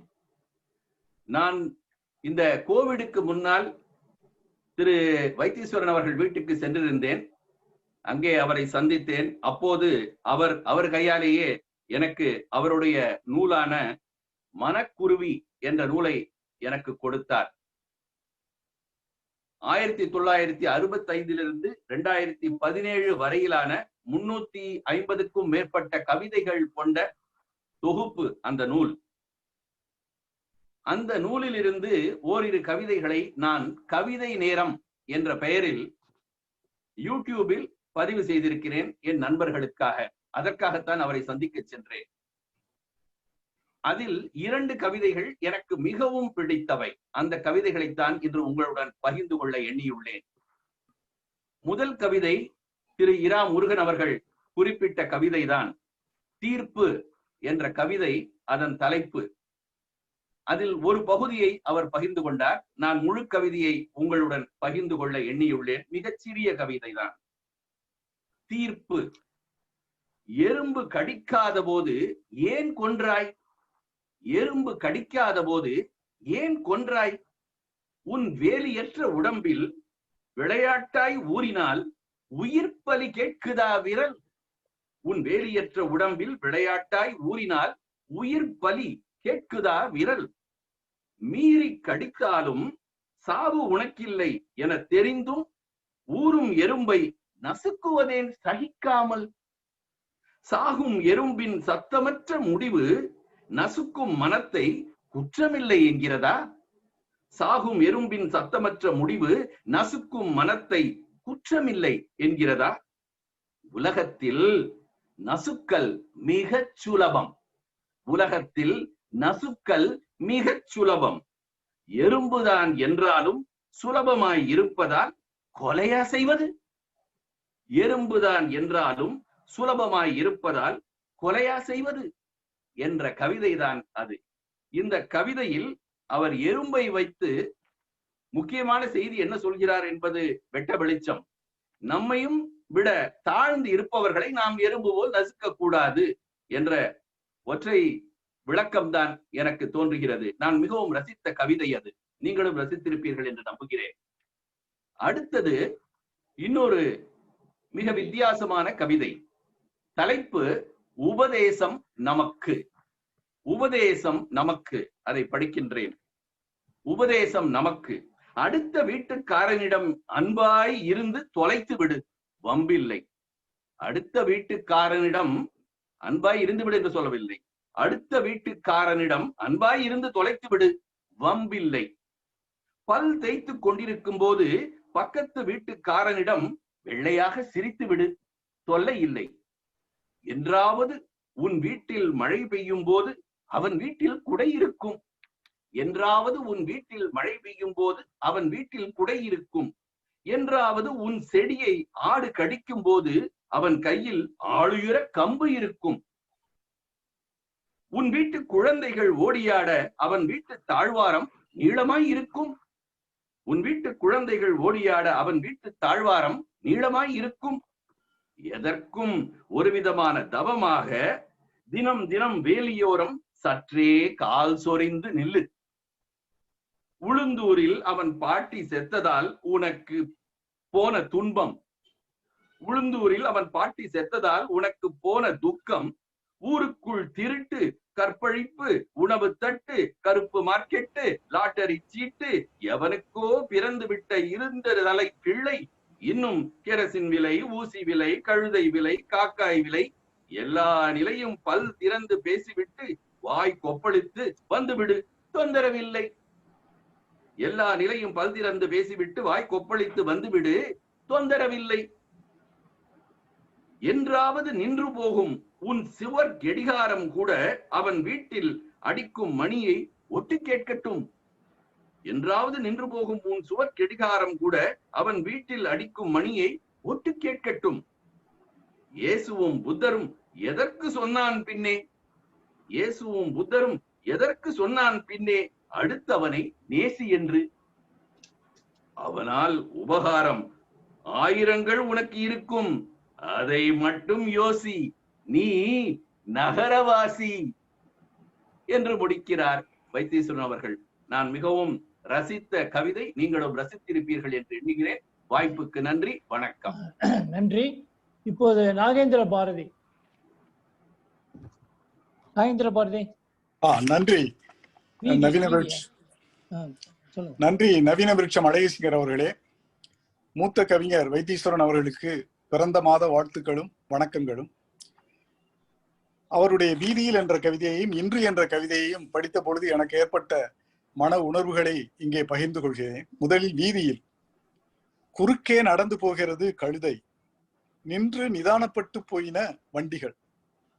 குறுக்கே நடந்து போகிறது கழுதை, நின்று நிதானப்பட்டு போயின வண்டிகள். குறுக்கே கடந்து போனான் மனிதன், எதுவும் நின்றதாக தெரியவில்லை. குறுக்கே கடந்து போனான் மனிதன், எதுவும் நின்றதாக தெரியவில்லை. கைதே கைதே என்றார்கள் சில பேர் மட்டும் போகிற போக்கில். இந்த கவிதையை படித்த பொழுது எனக்கு பலவிதமான மன உணர்வுகள் ஏற்பட்டன. முதலாவதாக, ஒரு கழுதைக்கு கொடுக்கிற மரியாதையை கூட சக மனிதனுக்கு கொடுக்க மாட்டேங்கிறானே மனுஷன், அதை கைதைன்னு அவனை போட்டு சொல்லிட்டு போறானேங்கிற ஒரு மன உணர்வு. இரண்டாவதாக, அந்த அறிவில்லாத கழுதை தான் ஒண்ணும் தெரியாம நடந்து போகுது. இவன் அறிவுள்ள மனிதன் முன்னே முன்னே பார்த்து ஒழுங்கா நடக்க கூடாதா? அவனை பார்த்துட்டு மத்தவங்க கைதேன்னு சொல்றது கரெக்ட் தான் அப்படிங்கிற மாதிரி இன்னொரு மன உணர்வு. மூணாவதா, இந்த கைதேங்கிற மெட்ராஸ் பாஷை உபயோகிச்சிருக்கிறதுனால இது ஒரு நகரத்து அவசரத்தை காட்டுற மாதிரி இருக்கு. இதே நேரத்துல அந்த கிராமத்து நிதானத்தையும் நமக்கு கொண்டு வருது. அவர் ஒருவேளை சிங்கநல்லூரையும் சென்னையும் கனெக்ட் பண்ணி பார்த்திருப்பாரான்னு தெரியல. அடுத்ததா இந்த கழுதைங்கிற வார்த்தை வந்து ஒரு மிருகத்தையும் கொடுக்குது, அதே நேரத்துல ஒரு வசை சொல்லாவும் பயன்படுது. ஸோ இப்படி பலவிதமான அனுபவங்களை எனக்கு இந்த கவிதை கொடுத்துச்சு. அடுத்ததாக இன்றுங்கிற கவிதை, இதுல வந்து 4 ஸ்டான்ஸா இருக்கு. கடலுக்கும் வானுக்கும் இறகு தெரிக்க பறக்கும் கருப்பு பறவைகள் தான் நகரத்தின் காலை சிரிப்பா. மேலை பள்ளிக்கு மெதுவாக விரையும் மேக குழந்தைகள் நின்று நின்று தயங்குவது எந்த அன்னை முகம் தேடி. விடிந்தும் கூட வெட்டவெளி மெத்தையில் வெட்கம் மறந்து தூங்கும் நிலவுக்கு அப்படி என்ன பகல் கனவு. கருத்தற்று விரிந்த மனக்கண்ணில் தானாய் விழுந்த சில தோற்றங்கள் தான் நிஜமாய் நிஜமா. இந்த கவிதையை படிச்சப்போ எனக்கு முதல்ல பிடிச்சது வந்து அந்த மோனை, அந்த ஒரு ஓசை. அவர் வந்து இதை பாருங்க, மேலைப்பள்ளிக்கு மெதுவாக விரையும் மேக குழந்தைகள் அந்த மோனை, விடிந்தும் கூட வெட்ட வெளிமத்தையில் வெட்க மறந்து தூங்கும். எடுத்த உடனே பிடிச்சது அந்த ஓசை. அதுக்கு பிறகு வந்து அந்த கருத்துக்குள்ள போறப்போ அவர் கருத்தற்று விரிந்த மனக்கண்ணில் விழுந்த தோற்றங்கள் கேட்கிறாரு பாருங்க. நிஜமாய் நிஜமான்னு கேட்கிறப்ப அங்க வந்து அகத்தோற்றங்களும் இருக்கு, புறத்தோற்றங்களும் இருக்கு. அவர் வந்து மனசுல நினைக்கிறதே இங்க சொல்றாரு, அதே நேரத்துல அவர் பார்த்ததையும் கனெக்ட் பண்றாரு.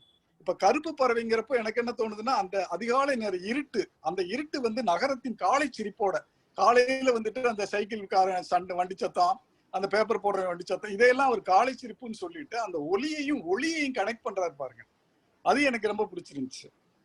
அடுத்ததாக இந்த நாம காலையில பார்ப்போம், ஸ்கூலுக்கு போற பிள்ளைங்க அப்படியே அம்மா பார்த்து தயங்கி போறது, அதை வந்து அந்த மேக குழந்தைகள் தயங்கி போகுதுங்கிற மாதிரி கனெக்ட் பண்ணி பாக்குறாரு பாருங்க. அது ரொம்ப பிரமாதமா இருக்கு. அதே மாதிரி காலையில அந்த தூங்கிக்கிட்டு நம்ம பகல் கனவு காங்கிற மாதிரி இங்க வெட்டவெளி வெட்க மறந்து தூங்குறதுன்னா அதை கனெக்ட் பண்றது. சோ இப்படி இந்த அகக்காட்சி புறக்காட்சி ரெண்டையும் கனெக்ட் பண்ணி பார்த்துட்டு கடைசியில அது வந்து நிஜமாய் நிஜமா, இதுல எது நிஜம் எது போய், சில தோற்றங்கள் தான் நிஜமாய் நிஜமா அப்படின்னு கேட்கிற கொஸ்டின் வந்து நமக்கு உள்ள இவ்வளவு தோற்றங்களையும் நமக்கு மனசுக்குள்ள போட்டு எது நிஜம் எது பொய் அப்படிங்கிற மாதிரி ஒரு நல்ல ஒரு உணர்வையை கொடுக்கக்கூடிய மிக பிரமாதமான கவிதை அமைஞ்சிருக்கு. இது என்னுடைய அனுபவம். கவிஞருக்கு ஒரு எண்ணம், படித்தவருக்கு பல எண்ணம் என்று சொல்வார்களே, அது போன்று என்னுடைய எண்ணத்தை நான் உங்களிடம் பகிர்ந்து கொண்டேன். இன்று என்ற கவிதையும் வீதியில் என்ற கவிதையும். மிக்க நன்றி, வாய்ப்புக்கு நன்றி, வணக்கம். நன்றி நாகேந்திர பாரதி, நன்றி.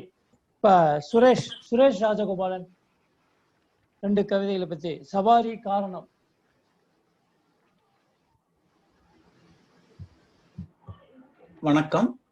வணக்கம். வைத்தீஸ்வரன் ஐயா அவர்களுக்கு நமஸ்காரம். இராமுருகன் ஐயா பேசும்போது இந்த கவிதை, உன்னுடைய வாசலுக்கு மல்லிகை வளர்த்தேன், பூ விரிந்து மலர்ந்த போது நீ விலாசத்தை மாற்றிக்கொண்டாய் அப்படிங்கிறது மனக்குருவியில 310வது கவிதையா வந்திருக்கு. அது எதுல இருக்குங்கிறத பத்தி கேட்டிருந்தாரு. இப்ப நான் மனக்குருவியில இருந்து 2 கவிதை இது பண்ண போறேன். ஒரு ஓவியத்தை பத்தியும் அவரோட ஓவியத்தை பத்தியும் நான் பேச போறேன். இதுல கவிதைக்கு முதல் பக்கத்திலேயே, அதுக்கு முந்தின பக்கத்திலேயே, இந்த உலகம் நம்மால் அழியாமல் இருக்கட்டும் அப்படின்னு சொல்லி அவரோட கையொப்பம் இட்டு இருக்காரு. அதுக்கு ஒரு ஓவியம் போட்டிருக்காரு. இத உலகம் நம்மால் தான் அழியறதுங்கிறது நிதர்சனம். இதுக்கு ஓவியத்துக்கு படம் போட்டிருக்கிறது வந்து, அந்த ஓவியம் வந்து குருவி போட்டிருக்காரு. குருவிகள் அழிக்கப்பட்டு விட்டன, பெரும்பாலான குருவிகள் அழிக்கப்பட்டு விட்டன. அதை சொல்லாம சொல்றாரு அந்த இடத்துல. அடுத்தது என்னுடைய கவிதைக்கு நான் போகிறேன். இவரோட கவிதைக்கு சவாரி. காலையில் ஆரஞ்சு காய்ச்ச மரமாக எதிரே நின்றவன் அத்தனையும் தித்திப்புங்க பல்லிழித்தான். காலையில் ஆரஞ்சு காய்ச்ச மரமாக எதிரே நின்றவன் அத்தனையும் தித்திப்புங்க பல்லிழித்தான். இப்ப அதாவது ஆரஞ்சு காய்ச்ச மரம்னா இவன் தலையில கூடையில இருக்கக்கூடிய பழங்கள் அத்தனையுமே இவன் ஒரு மரம் மாதிரியும் அவன் தலையில காய்ச்சி குலுங்குற மாதிரியும் இவர் அங்க வடிவமைச்சிருக்காரு. எதிரில வந்திருந்தா ஒருத்தர் தலையை இடவலமாக ஆட்டியதும் இவனுக்கு மூஞ்சி புளித்தது. இனிப்பான ஆரஞ்சு, ஆனா இவனுக்கு அவ வேண்டான்னு சொன்னது வந்து புளிப்பா மாறிடுது இவன் நெஞ்சத்துல. படக்கென்று கழுத்தொடித்து பழஞ்செருப்பை இழுத்தவாறு, படக்கென்று கழுத்தொடித்து பழஞ்செருப்பை இழுத்தவாறு கோணி வழியே நடந்தான். விலை போகா ஆரஞ்சுக்கோ கவலையற்ற தலை சவாரி. இவனுக்கு இவனோட பிரச்சனை விலை போக ஆரஞ்சு அழகான சவாரியில போயிட்டு இருக்கு. அதுதான் இந்த சவாரிங்கிற கவிதையில அவர் சொல்லக்கூடியது. அத்தனையும் தித்திப்புங்க என்பதை ஏற்க மறுத்தவுடன் அவன் மனம் துவண்டு செருப்பை தேய்த்தபடி நடப்பது மிக யதார்த்தமாக இங்கே சொல்லப்பட்டிருக்கு.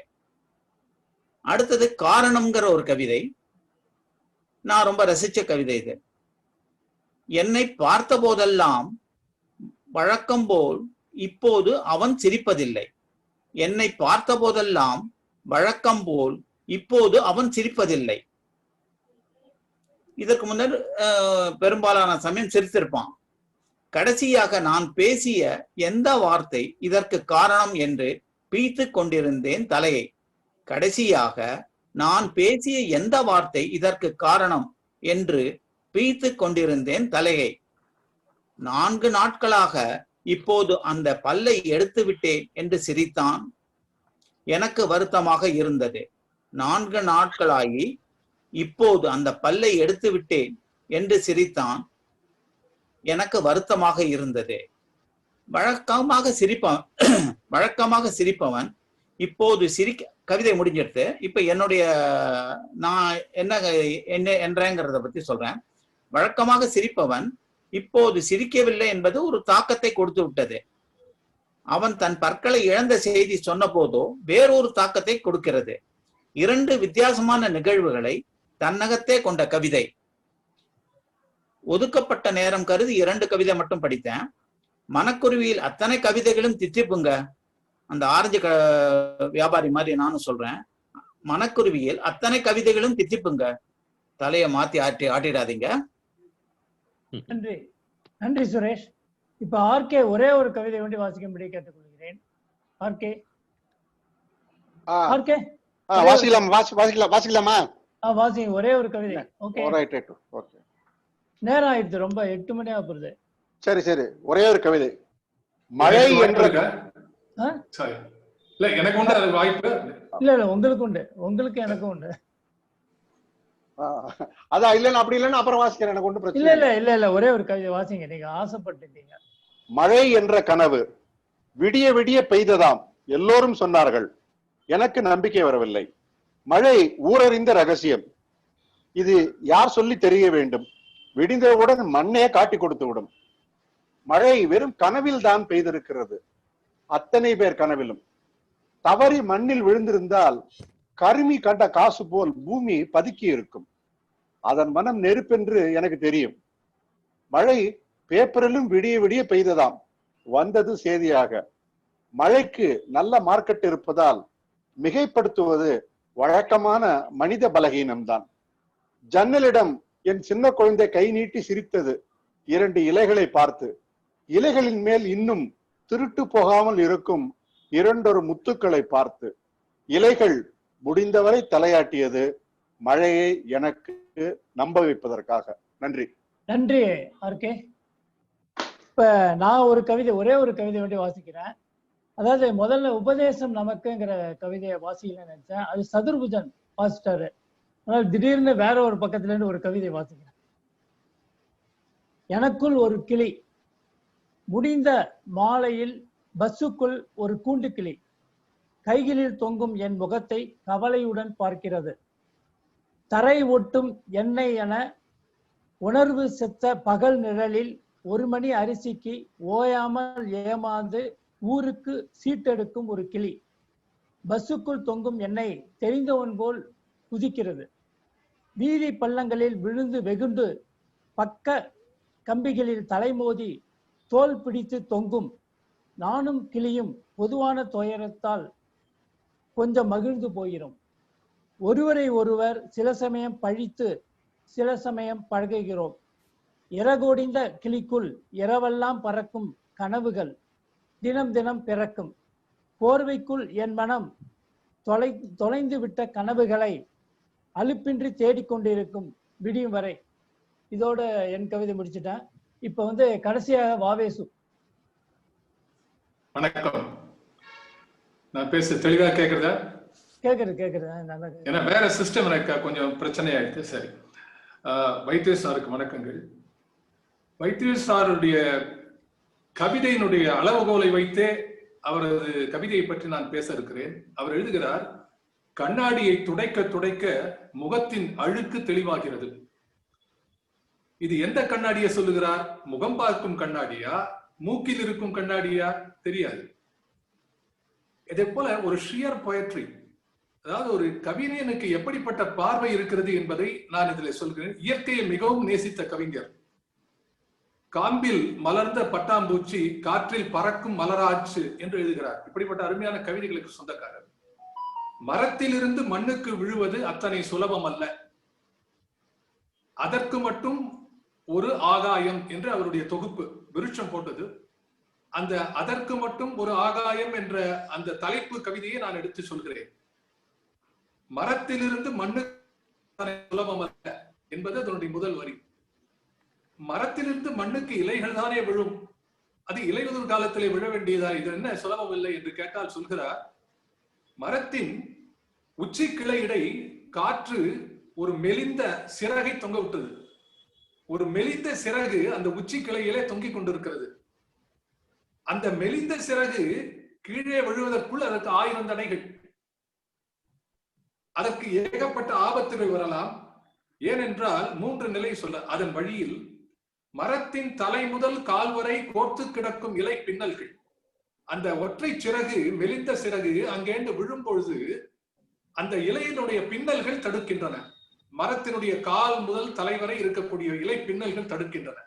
சரி, அதை தாண்டி வந்தால் கூர்மையான ஸ்லாம்புகளுடன் எதிர்பாராத கோணங்களிலே குறுக்கும் மறுக்காக காத்திருக்கும் கிளை பிளவுகள், கிளை காத்துருக்கு.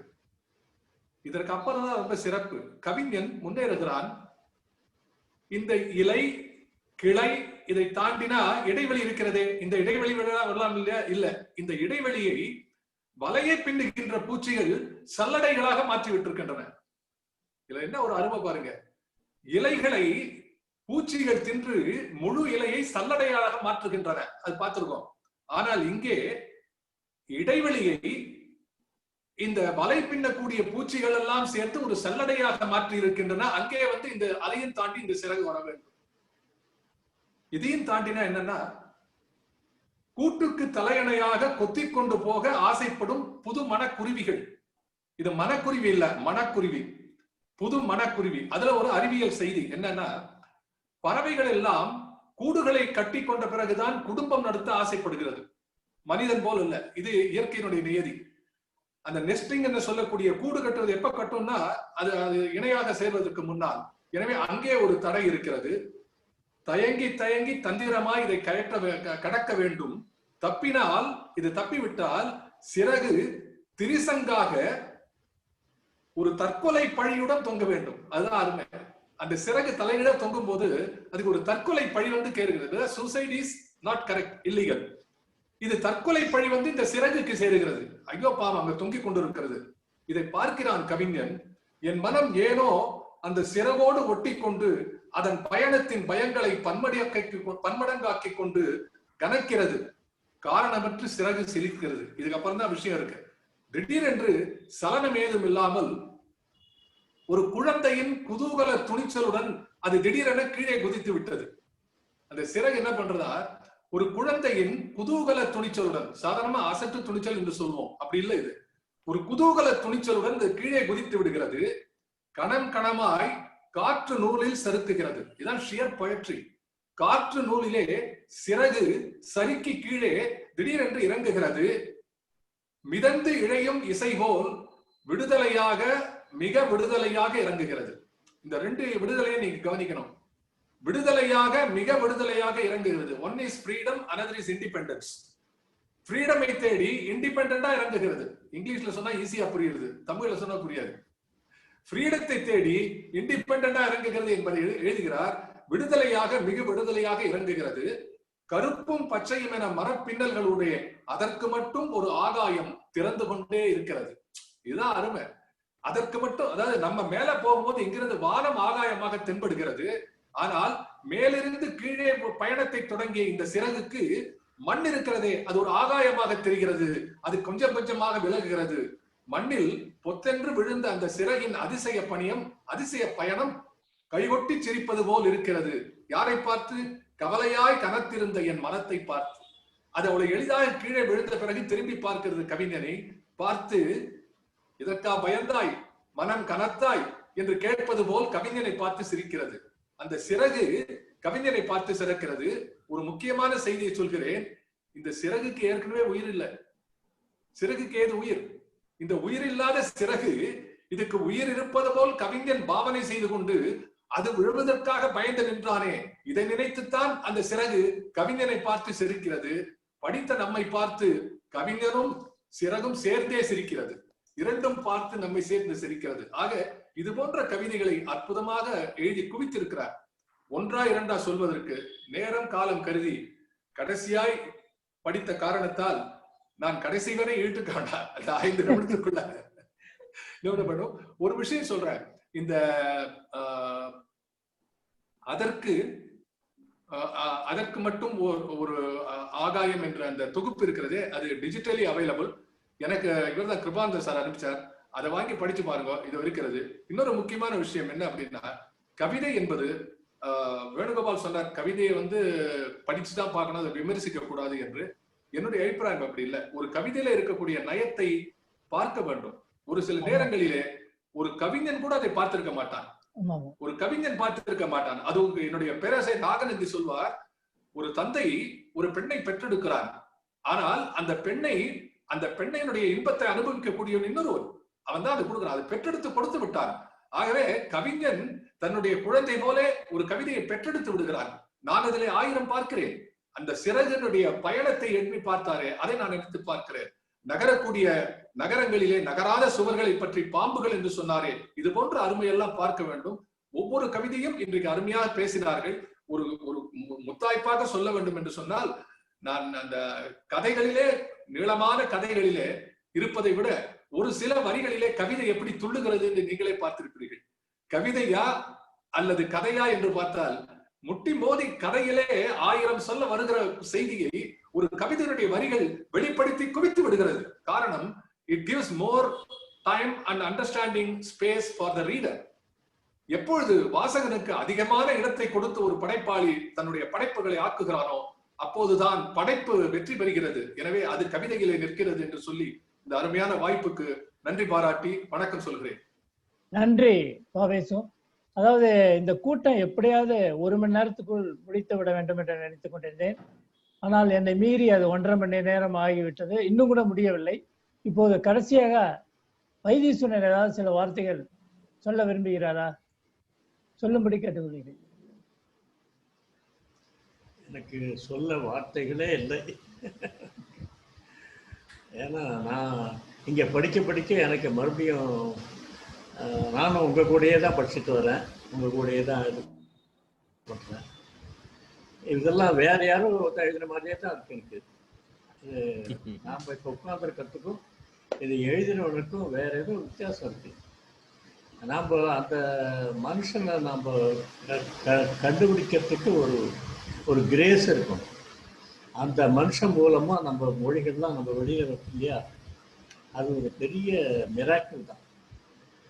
இந்த மாதிரிலாம் ஒரு வாழ்க்கையை அடிப்படையாக அதை வாழ்க்கையோடைய சத்தியத்தை தொடர்ற மாதிரி ஒரு பார்வை நமக்கு ஏற்படுறது, அது நம்ம மீறிய ஒரு சக்தி மூலமாக தான் வருது. அதுக்கு நம்ம அதை அடையணும்னு நான் அந்த கடைசி காலத்தில் ரொம்ப ப்ரே பண்ணிக்கிறேன். அது இத்தனை விதமான உள்ளங்களை இதை சந்தோஷப்படுத்திருக்கு, ஏதோ ஒரு விதமான ஒரு உன்னதப்படுத்திருக்கு அப்படின்னு தெரியும் போது, ஒருவேளை நான் அந்த பாக்க சாப்பிட்டு எங்கள் அம்மா பெற்ற போது என் வாழ்க்கை வீணாகலை அப்படின்னு ஒரு சின்ன நம்பிக்கை. நன்றி வைத்தீஸ்வரன். இப்போது இந்த கூட்டம் முடிவுக்கு வந்து வருகிறது. சுந்தரராஜன். நன்றி சார். இத்துடன் முடித்துக் கொள்ளலாம்.